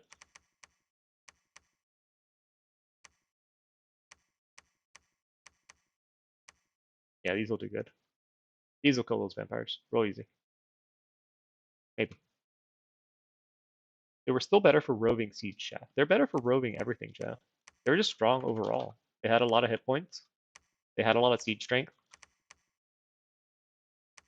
Yeah, here come the Jotun. They're gonna come mess with my fort, but I have infinite gold because I'm not playing efficiently at all. Because it just be that way. Oh, I can build things. I didn't know I had. Whoops. Hey, Tohubohu. These guys have a Thames. I can totally use a Black Steel full play, right? Like 100%, right?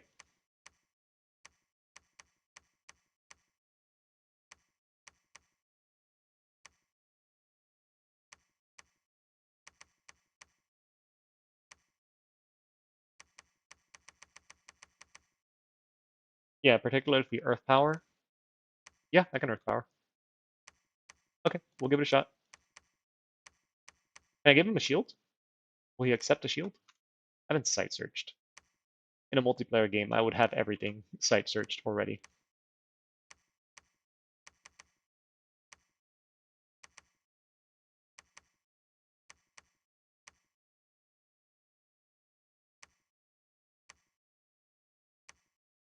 Okay, we're gonna have this guy come out next turn with all of these fiends and all of these units, and we're gonna do things. If it works for the Angevinian Mage, it'll work for this one. Okay. That takes time for it to pay off. I use them on occasion in 5. I'll use them a lot more in 6. Well, what you did, Gordon, is you summon the Draconians and you keep the chieftain in your capital somewhere safe, and then you just use the other 15 to go fight shit. It only applies on the weapon damage, not the full damage.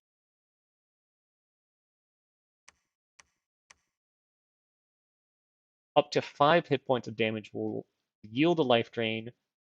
So this life drain will yield half hit points and 2 fatigue points per hit point drained. So at best, if I do 5 damage with this, I'm going to get 10 fatigue points back. That's really freaking good, dude. That's real freaking good. Very good by me, dude. And I'll use a gem to Earth Power. I don't necessarily want to sacrifice this guy. He's a good site searcher. That's what I want him for.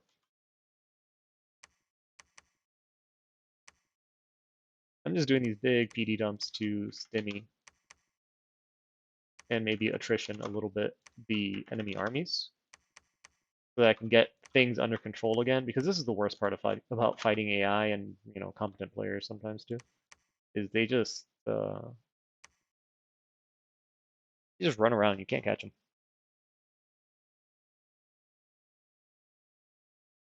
Nothing in there should be able to touch them. Well, no, the vampires, buddy.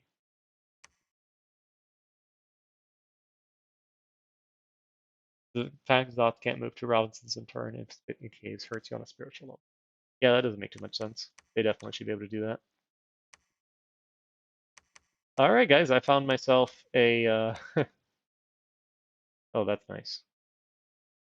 I found myself the second gate, so that's good, for lack of a better term. That's pretty good, I'd like to think. Sneak all these girlies in there.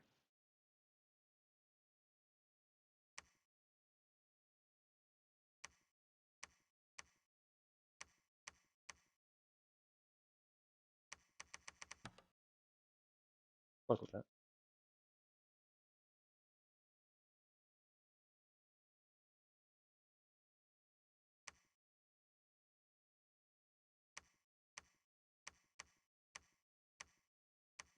We're just playing it safe here with the vampires.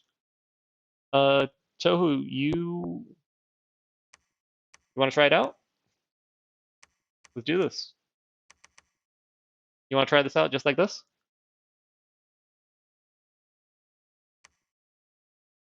Just for shits and giggles? Oh, wait. I don't have personal regen.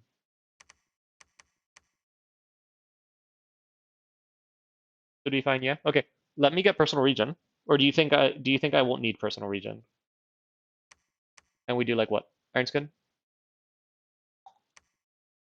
Vampires, is their attack considered piercing? Is it worth casting Temper Flesh to stop, like, did the vampires have an attack type, I guess?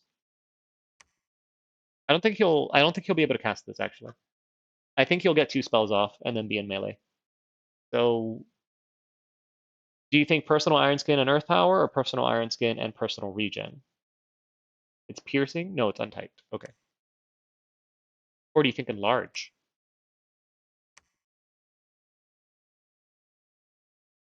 I think because again, I think I'm gonna get 2 spells in before the first vampire lands on me. The commander that has a slave collar in himself because he's an idiot.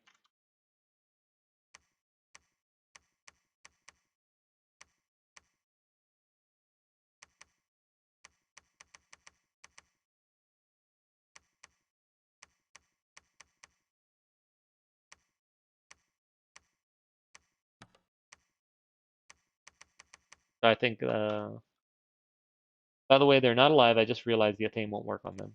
You sure? No, I think it'll work. They're not inanimate. You get one spell, and the second one can be interrupted. I think he'll block. Maybe. His stats are awful. This armor is way too heavy for him, but we'll see. If our Sagina goes with no, Mistform's gonna be useless. Yeah, let's just get enchantment. We'll try next turn with the thug. Because, why not? I'm really happy about this over here. Yeah. So inanimate, yeah, they're not inanimate. They're undead, but they're not inanimate.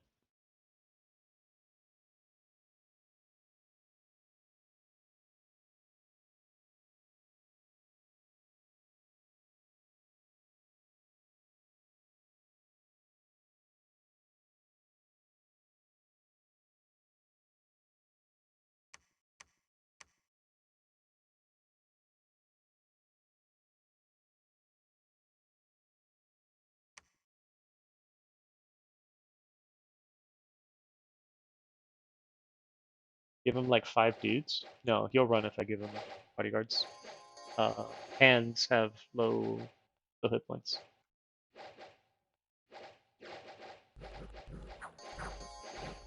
You guys got blessed, right?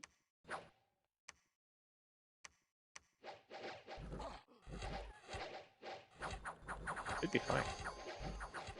Oh, one of them started bleeding and Enchanted Blood stopped it. That's good. I wasn't able, you see, okay, so like here's one of the examples. This is one of the examples on why I don't like Blood Surge. My knights ran into the Thrim's Herdings, who are pretty damn tanky, and they weren't able to trigger Blood Surge at all. And now they're having a tough time, like a tough time doing anything. So that's one of the reasons I don't like Blood Surge. When you trigger it, it's great, but like really good players will just stop you from doing it with shenanigans. It stops a lot of things. Like it makes it so that you can't send like swarm bugs at them or something and like easily trigger it, but yeah, you see they're having a hard time getting through the Thrim's Herdings, which otherwise would be like super easy for them. Righteous is better than Blood Surge at the moment.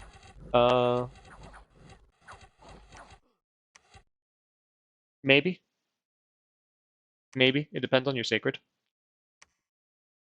That sucked. That was a lot of Sacreds I lost. I don't really care about this. This is fine. Okay. So we're gonna try this turn. The Thug. And just in case that doesn't work, behind the scenes, we're gonna be summoning a bunch of fiends.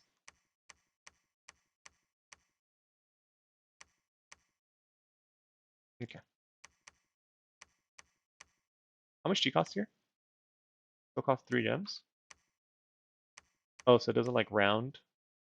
What about Spine Devils? 2 gems? That's weird.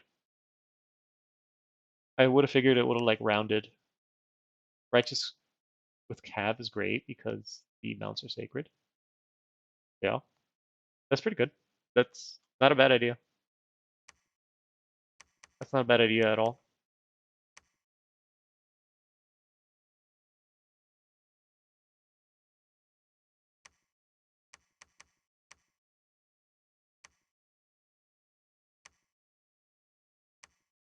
Can't believe I still have my starting commander.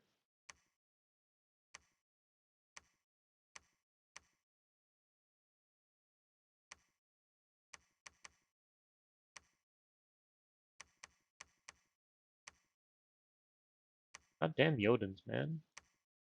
Maybe.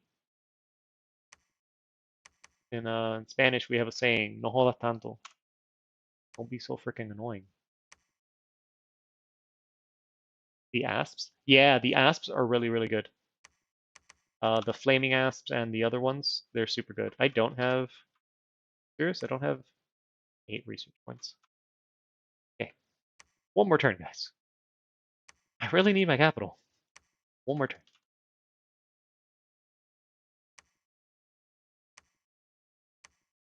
I have enough gold. I can make this into a castle. It doesn't matter.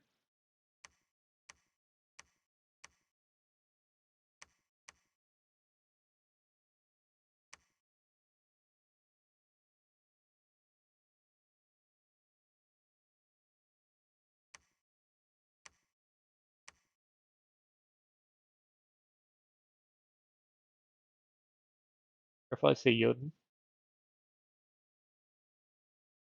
that sounds very close to Jotun. What do you mean Jotun? Explain to me. I know English and Spanish. I don't know literally any other language, and I don't know what words I should be avoiding on Twitch or YouTube live streaming. So if there are some spoopy words I should avoid, please tell me. And like maybe what they mean too. And in a safe rated PG, whatever person plays Dominions and sacrifices blood slaves and virgins way. Oh yeah, no, that's not ideal. That's not ideal. Hmm. Thank you, Ragnarok, for bringing that. I'll do what I can. I mean no harm with anything I say, so I'll do what I can. Holy yeah, that's a lot of death gems. Of course, this place has. I was gonna like do a stand here and like keep this guy patrolling here, but I clear the rest of this crap up. PG Virgin Sacrifice, exactly. Even these forts are finishing already, and I haven't. Any more of these priests? Okay. Finally, let us try. We're going to do personal regeneration, and if we get the opportunity, we'll do earth power. Let us break siege. And if it doesn't work, next turn we'll come out with all of these fiends and then clean up the vampires and then go kick.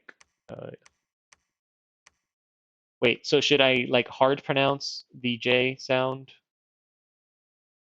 Should I hard pronounce the J sound or like keep doing it where I use it kind of like a Y almost?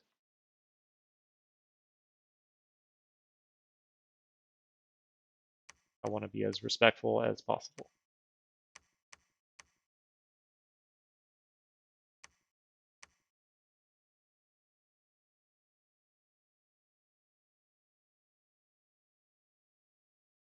Okay, yep. But I don't want to say, the word that Ragatalk is trying to like warn me about. I don't want to get in trouble. I don't want to offend anyone.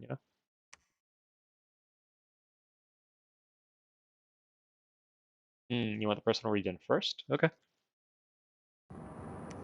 There go all my birds.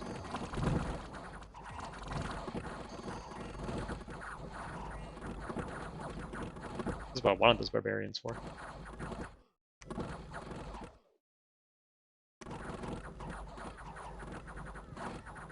Soylent Green 204, you're offended? I am sorry, brother.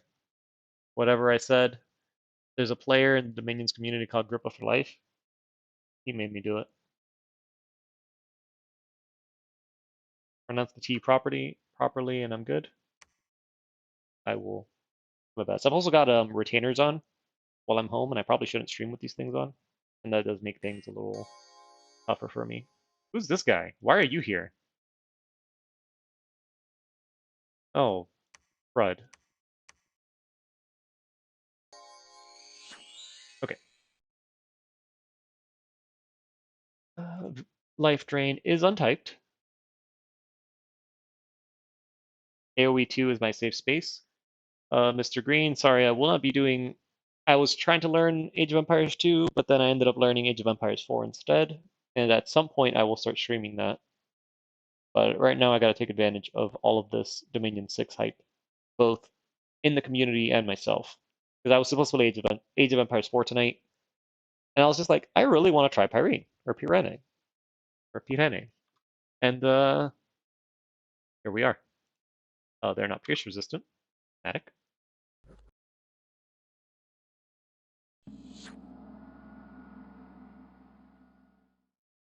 Okay, he is hella fatigued, but that's because he has, the freaking black steel armor.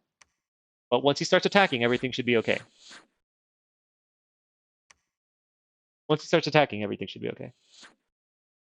I did not know you were streaming Age of Empires 4. I haven't seen it in my feed at all. So Ragatalk, I want to. Yeah. No, I don't think the flying turret above the vampire's head is meant to be there. I don't know what's up with that. I haven't started streaming Age of Empires 4. yet. I'm kind of I'm really camera shy. That's one thing that like I know most of you guys will find really weird. I am extremely camera shy. And the only reason I'm streaming or even making videos is the vampire attack armor negating. No, but it's armor piercing. So the armor's worth half. How much armor did this guy get?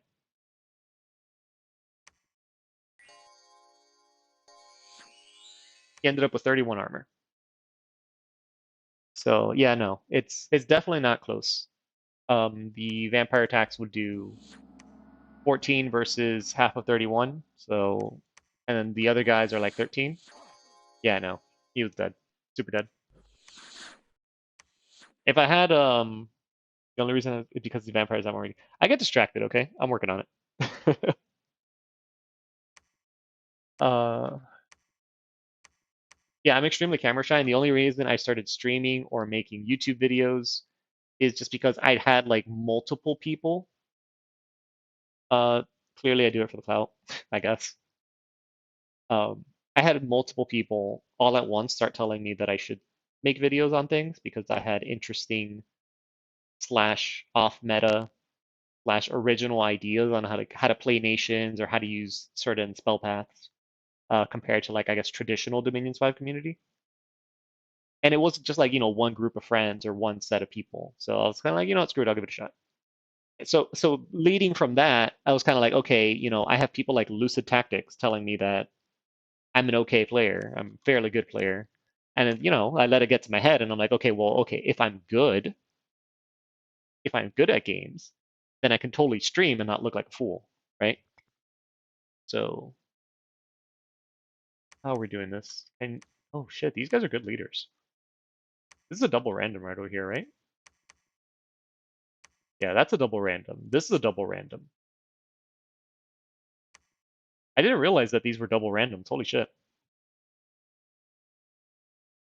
Oh, holy shit. Speak of the devil. There's Lucid Tactics.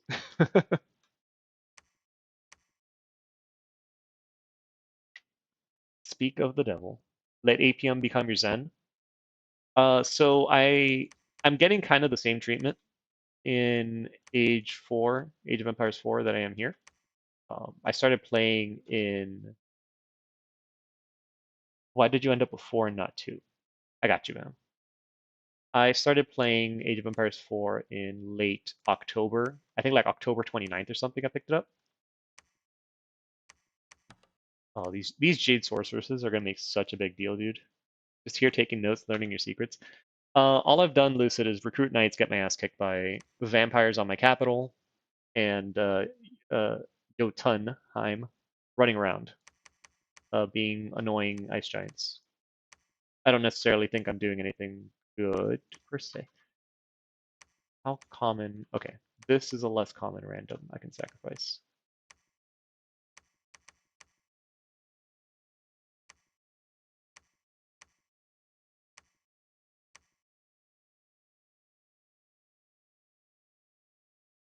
Let me script this real quick first, okay? Please, Lucid, you taught me half of what I know. What do you mean learning my secrets? Half of what I know is watching your videos or asking you cryptic, esoteric questions about the most random shit I could think of and being like, hey, do you think a build where getting repelled purposefully is going to be a good idea or not? And then, wow, it worked. Group arc scan will help.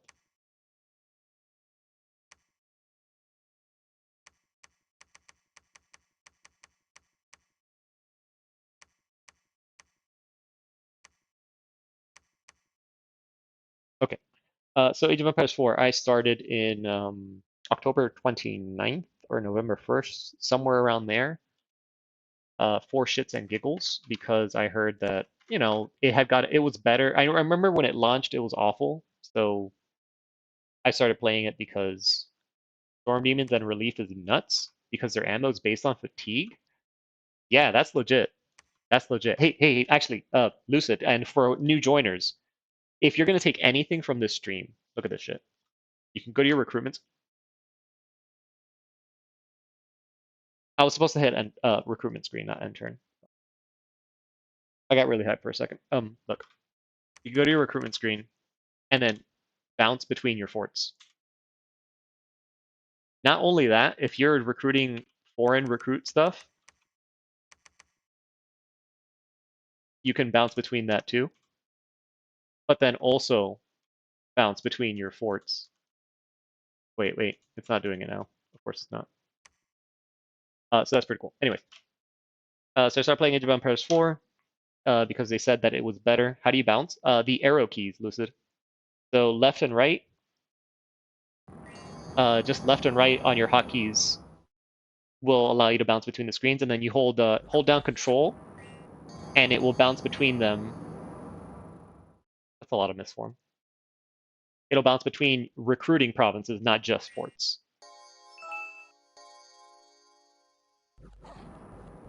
Oh, they already routed. What happened? I missed it. Hold on, I'll do the bouncing again in a second because it's really like mind blowing. Oh, this is dumbass. Oh, hey Lucid, if you have a chance, you can tell a Winter.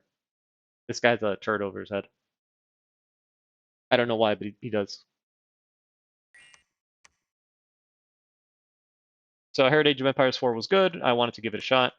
I did. All the civilizations were kind of unique, and I thought that was cool.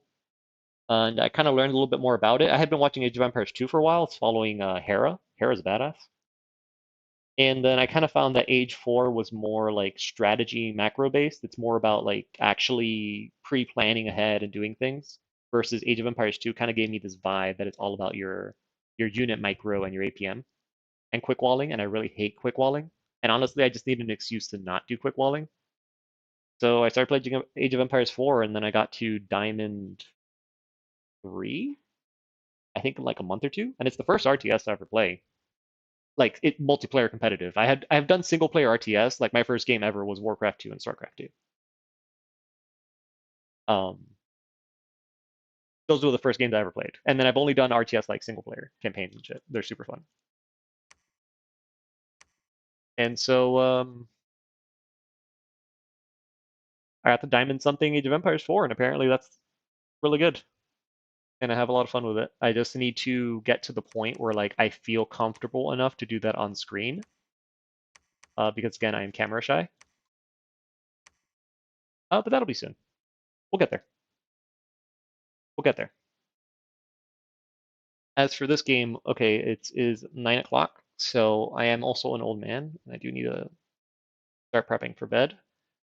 This was fun with this mess against Jotunheim. I'm floating so much gold. Like I'm talking about RTSs, and the first thing they teach you about RTS is don't float resources. I'm floating so much shit. But I have all of these forts now, and these forts under construction. So I think when I do continue this next time, we're going to be on a mass recruitment spree out of a lot of provinces. And we're going to kick some ice giant ass. And then we're going to summon a lot more demons than just Fiends of Darkness. I honestly didn't want to summon these guys. I would rather summon Demon Knights, if I'm honest, and Storm Demons. Although a Fiend of Darkness for 3 blood slaves, that's like really, that's a really good price. Let's just say that. That is a really good price. I don't think I can leverage them very well. I don't think I could leverage the Fiends of Darkness as well on this nation because I don't have access to darkness easily, and I don't have access to solar eclipse. So maybe on another nation, but 3 slaves each is really damn good because they're very good units, especially in the darkness. You can send these down to like the caves.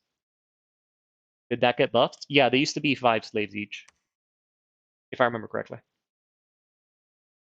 And then they also got buffed in that like natural protection is worth more, so them having 10 protection is better. Do they scale with Twilight? I don't know. I'll run a test before we head out. Let's do that. Let's do that. Let's run a quick test. If they scale with Twilight. And parting thoughts on your bless and your build approach with middle-aged Pyrene. Okay. Let me do the Twilight test first, and then I will rant about Pyrene, and then I will go to bed.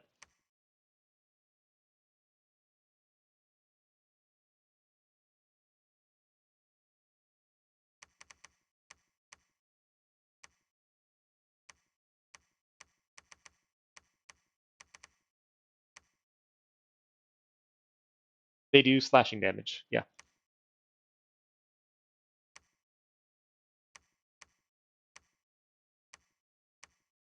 First Twilight. Well, whatever it is, this guy can cast it.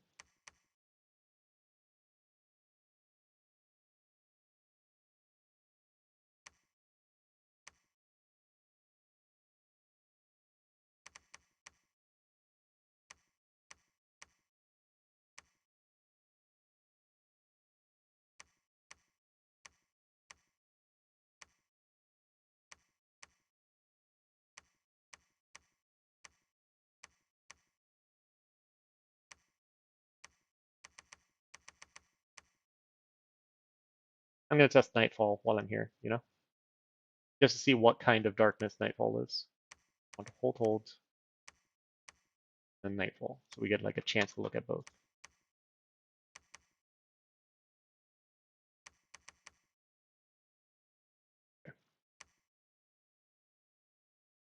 Let's hope that triggers gems. And yeah, just to confirm, Razia, they do slashing damage. So they'll do the Earthquake Warriors and the Weapons of Sharpness.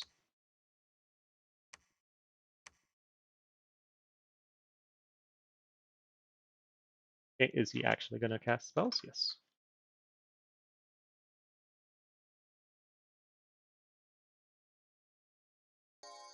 A long cast time. Okay, so here is Twilight. This is new to Dominion 6 for those who have not seen it yet. This is kind of like Light of the Northern Star for Glamour Mages, except that also reduces precision. No other stats, but reduces precision. Has to be in normal daylight, so it can get countered fairly easily. But it makes Glamour Mages better. Like this guy is just a casual Glamour 4 now. And that's pretty damn cool. As for our test, it looks like it does nothing to buff the Fiends of Darkness.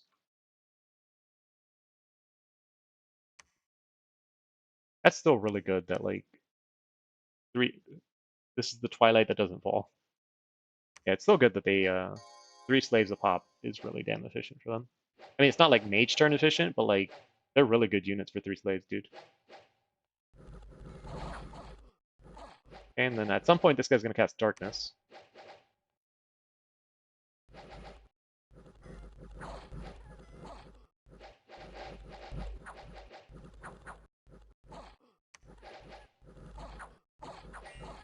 Okay, here's Nightfall. So it shrouds the battlefield in darkness, can only be cast if Twilight is already active. So, wow, I went into this. Okay, so going into Dominion 6, I thought Darkness or Nightfall was going to actually cancel out. Let me double check. Okay, it does. It does. Okay, never mind. I was going to say. Okay, so casting Darkness this way does cancel out Twilight. I guess the enchantment is still here, but this does nothing now. Yeah, you see, night, darkness, and unnatural brightness cause the enchantment to lose effect. Cool. So now the Glamour Mages do not have that extra path, which is good. That's good to know. It can be interesting to know too if you're a nation that maybe you don't have as many Glamour Mages as the one you're fighting, and they cast Twilight. Now you can turn around and using the buff from Twilight cast Darkness. So that's pretty cool. And now you see the Fiends of Darkness have been buffed. Since this is just regular darkness, like this is like nighttime darkness, they only get the +2. I think magical darkness they get more than +2. I think. Maybe. I could be wrong. I'm probably wrong. I don't use them often. They're really good though. And now they're just gonna tear shit up because these guys can't see, the fiends can, and they got buffs. Quite oppressive. Pretty good. Pretty good. A lot of head. Okay, back to Pyrene. All right, so everyone, closing thoughts on middle-aged Pyrene. or Pyrene, depending on how you want to pronounce it. Um, I think, and this is again, okay, so bear in mind, preface, I have not done a high skill, sweaty Dominion 6 game in the Middle Age yet. Honestly, I'm only at turn 20 in like a high school game right now. So I don't really know. So using what knowledge I have learned from Dominions 5, Pirene will get, if all the players, play the right thing, in most situations, Pirene will get dogpiled for being a massive blood nation in the Middle Age. There are a lot of minor blood nations in the Middle Age, but they should keep in mind in the back of their head that they are a huge blood power, that again, with the Dominions 5 mindset, that means that they're going to scale extremely well. And so they should be prepared, and I think this is what the viewers recommend to be early. They should be prepared to fight other players very early. And so the advice that was given to me that I agree with is that the Emerald Knight, my first thought at them was going to give them like a magic resistance, blast, shock resistance, and magic weapons, and like this late game stuff. But no, I'm thinking along the lines of my viewers that you should get something for the Emerald Knights that is going to make them very, very strong in the early game. And you're going to be able to use them to fight off other players, and more importantly, other players' sacreds. They come with basic resistances already. Do note that their Mouflon does not have fire magic or fire resistance, just the rider, but they both have cold resistance, which is good. And that their supply, like they're negative supplies, so they can like attack her more, for example. But when designing your bless for this nation, I think you need to have in your mind that you are designing this unit specifically to fight off other players and other sacreds. Hey, thanks for joining, Lucid. It means a lot for you to show up, man. You are definitely the idol of the Dominions community, or at least someone that I look up to in this game realm, you know? So thanks for coming around. See you, dude. Back to the Emerald Knight. So this knight, I think you need to bless him in such a way that you're going to be able to fight off other players. You're going to be able to beat up the other sacreds, who nowadays you want to keep in mind that the current meta looks to be, or at least what people talk about using a lot, is this heroism bless, so that other sacreds are going to have a lot of stats. They're going to have a lot of attack skill, a lot of defense skill. So whatever's going on at the time, you just got to keep in mind that you want this guy to beat up other players. So it's one thing for them to beat up indies, and to beat up indies, you just take like defense skill and blood surge, like you saw me take. But against other players, you might need more than that. So whatever your bless is, keep in mind you want to do that, while maintaining the fact that these guys cost 57 resources because they have full plate mail and 46 recruitment points. So that's big. Your units, like your unit roster, will scale throughout the game because they have naturally these resistances. Blood Surge needs to kill to trigger, and that's not going to happen reliably against other heavy stat sacreds. Yes, Suspicious Wizard. So we actually got to see that when I was fighting the Ice Giants, the Thrim's Herdings, which they weren't even blessed really well. They just had Enchanted Blood.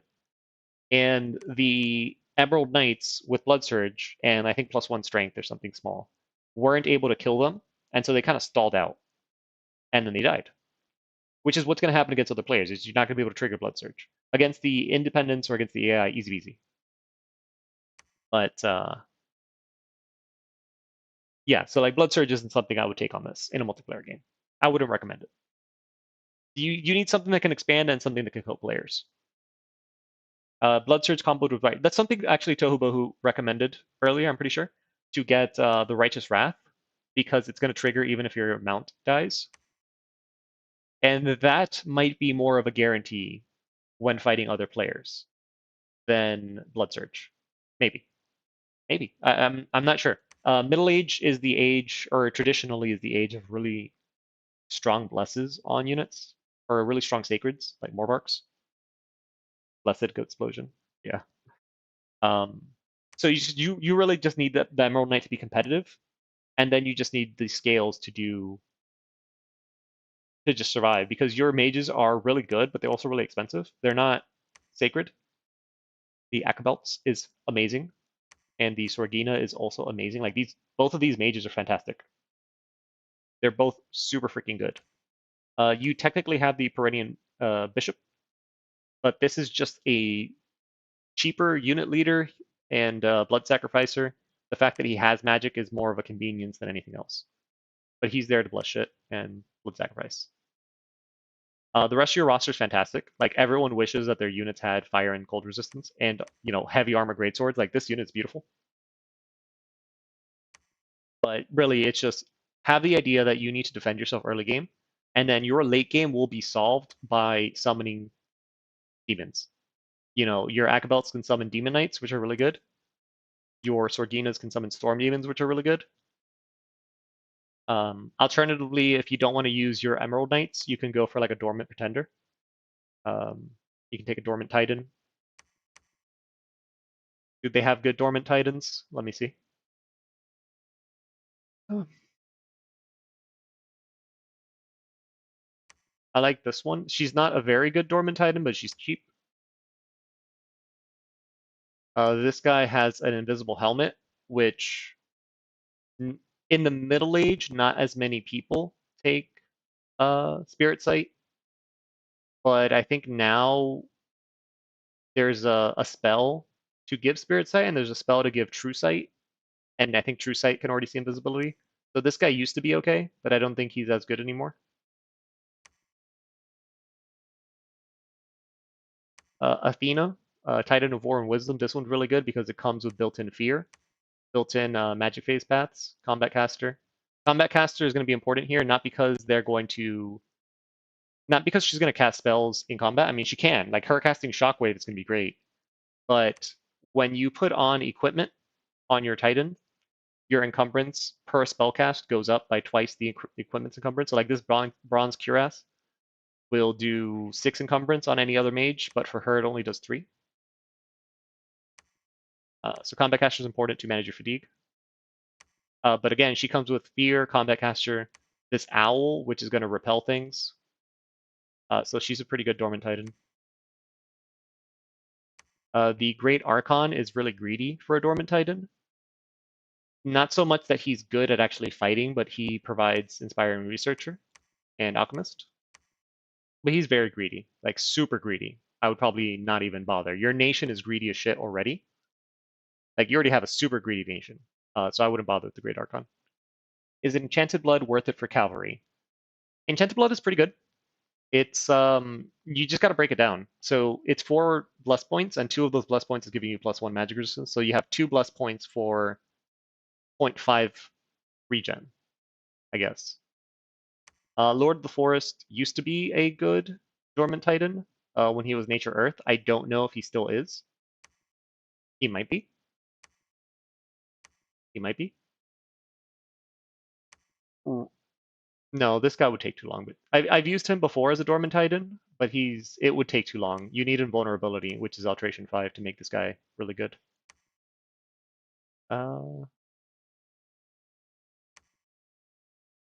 Potentially this guy could work because he can Moss Body himself. And Moss Body and like Liquid Body himself, so maybe. Maybe. And what's important about this guy, like lately I've been liking this guy a lot because he's not too cheap, or he's not too expensive. He's only 220, and he gives you the option for production 3 and growth 3. The bleed resist is massive for high protection stuff and like monsters and titans. Yeah, you're right, Flintlock.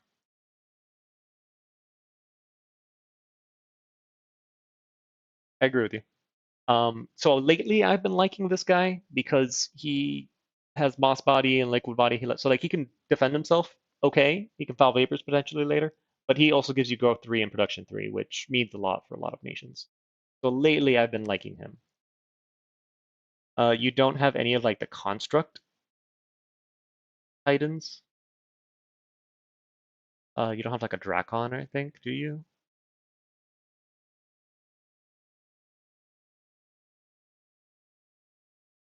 Yeah, I think that's about it. I don't think any of these like monsters here can super combat.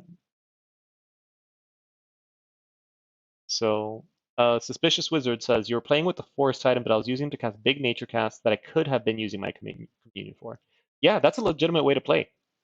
Um, Suspicious Wizard, I was telling everyone earlier I played Patala, and my pretender was the Great Siddha, who was just walking around in every fight casting, he was at Astral 7, so I was just coming in and casting like Will of the Fates and stuff. So I didn't have to communion for it, or didn't waste my communion's time and fatigue doing it.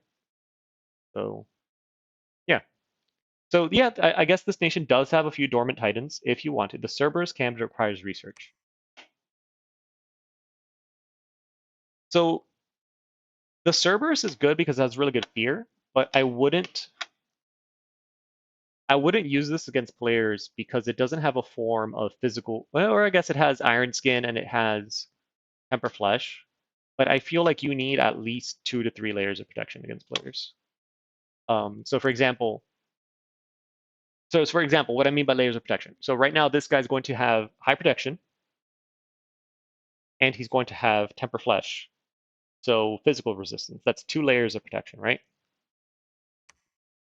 This guy that I was talking about earlier, his protection might not be as high, but because he can equip body armor and raise his natural protection to 10 with Varkugan, he can get like a fair level of protection. And when you're really in doubt, you can always get one of these guys to like put Iron Skin on him.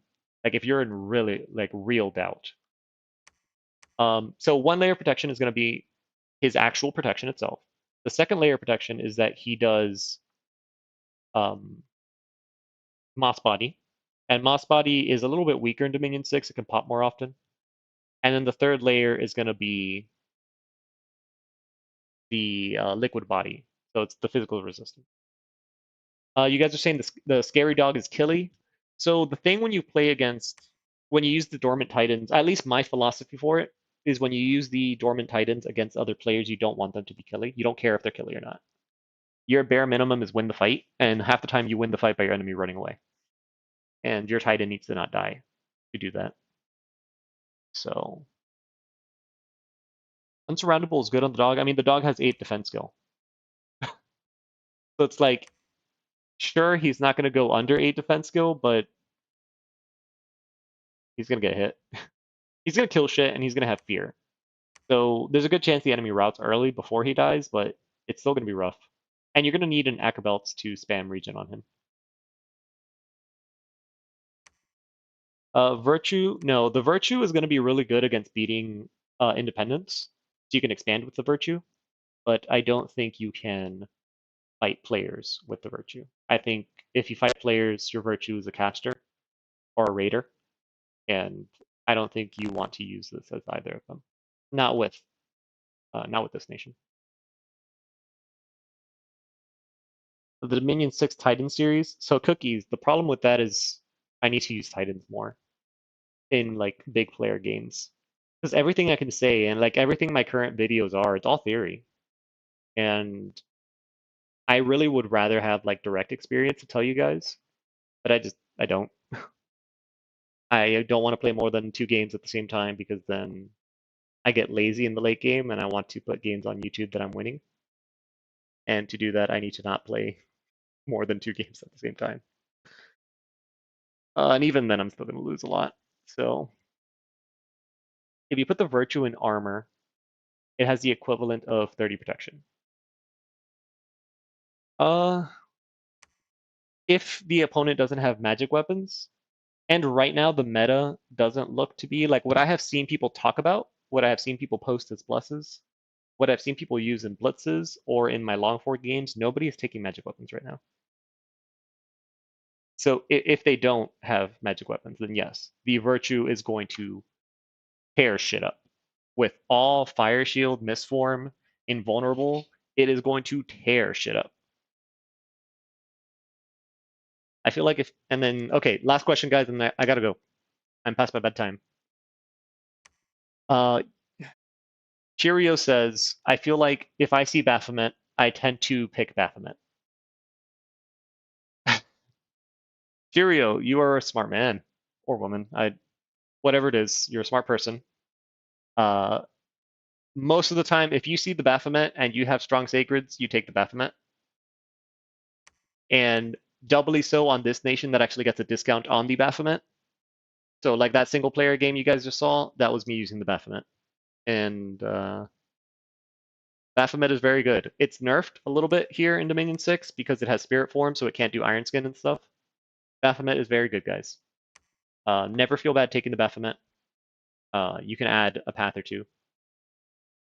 Okay. I'm going to work on logging out. Vitriolic worth for armor shredding with a low strength sacred. Yes, vitriolic weapons are good. They do. They're not as good later, but they're always going to be good.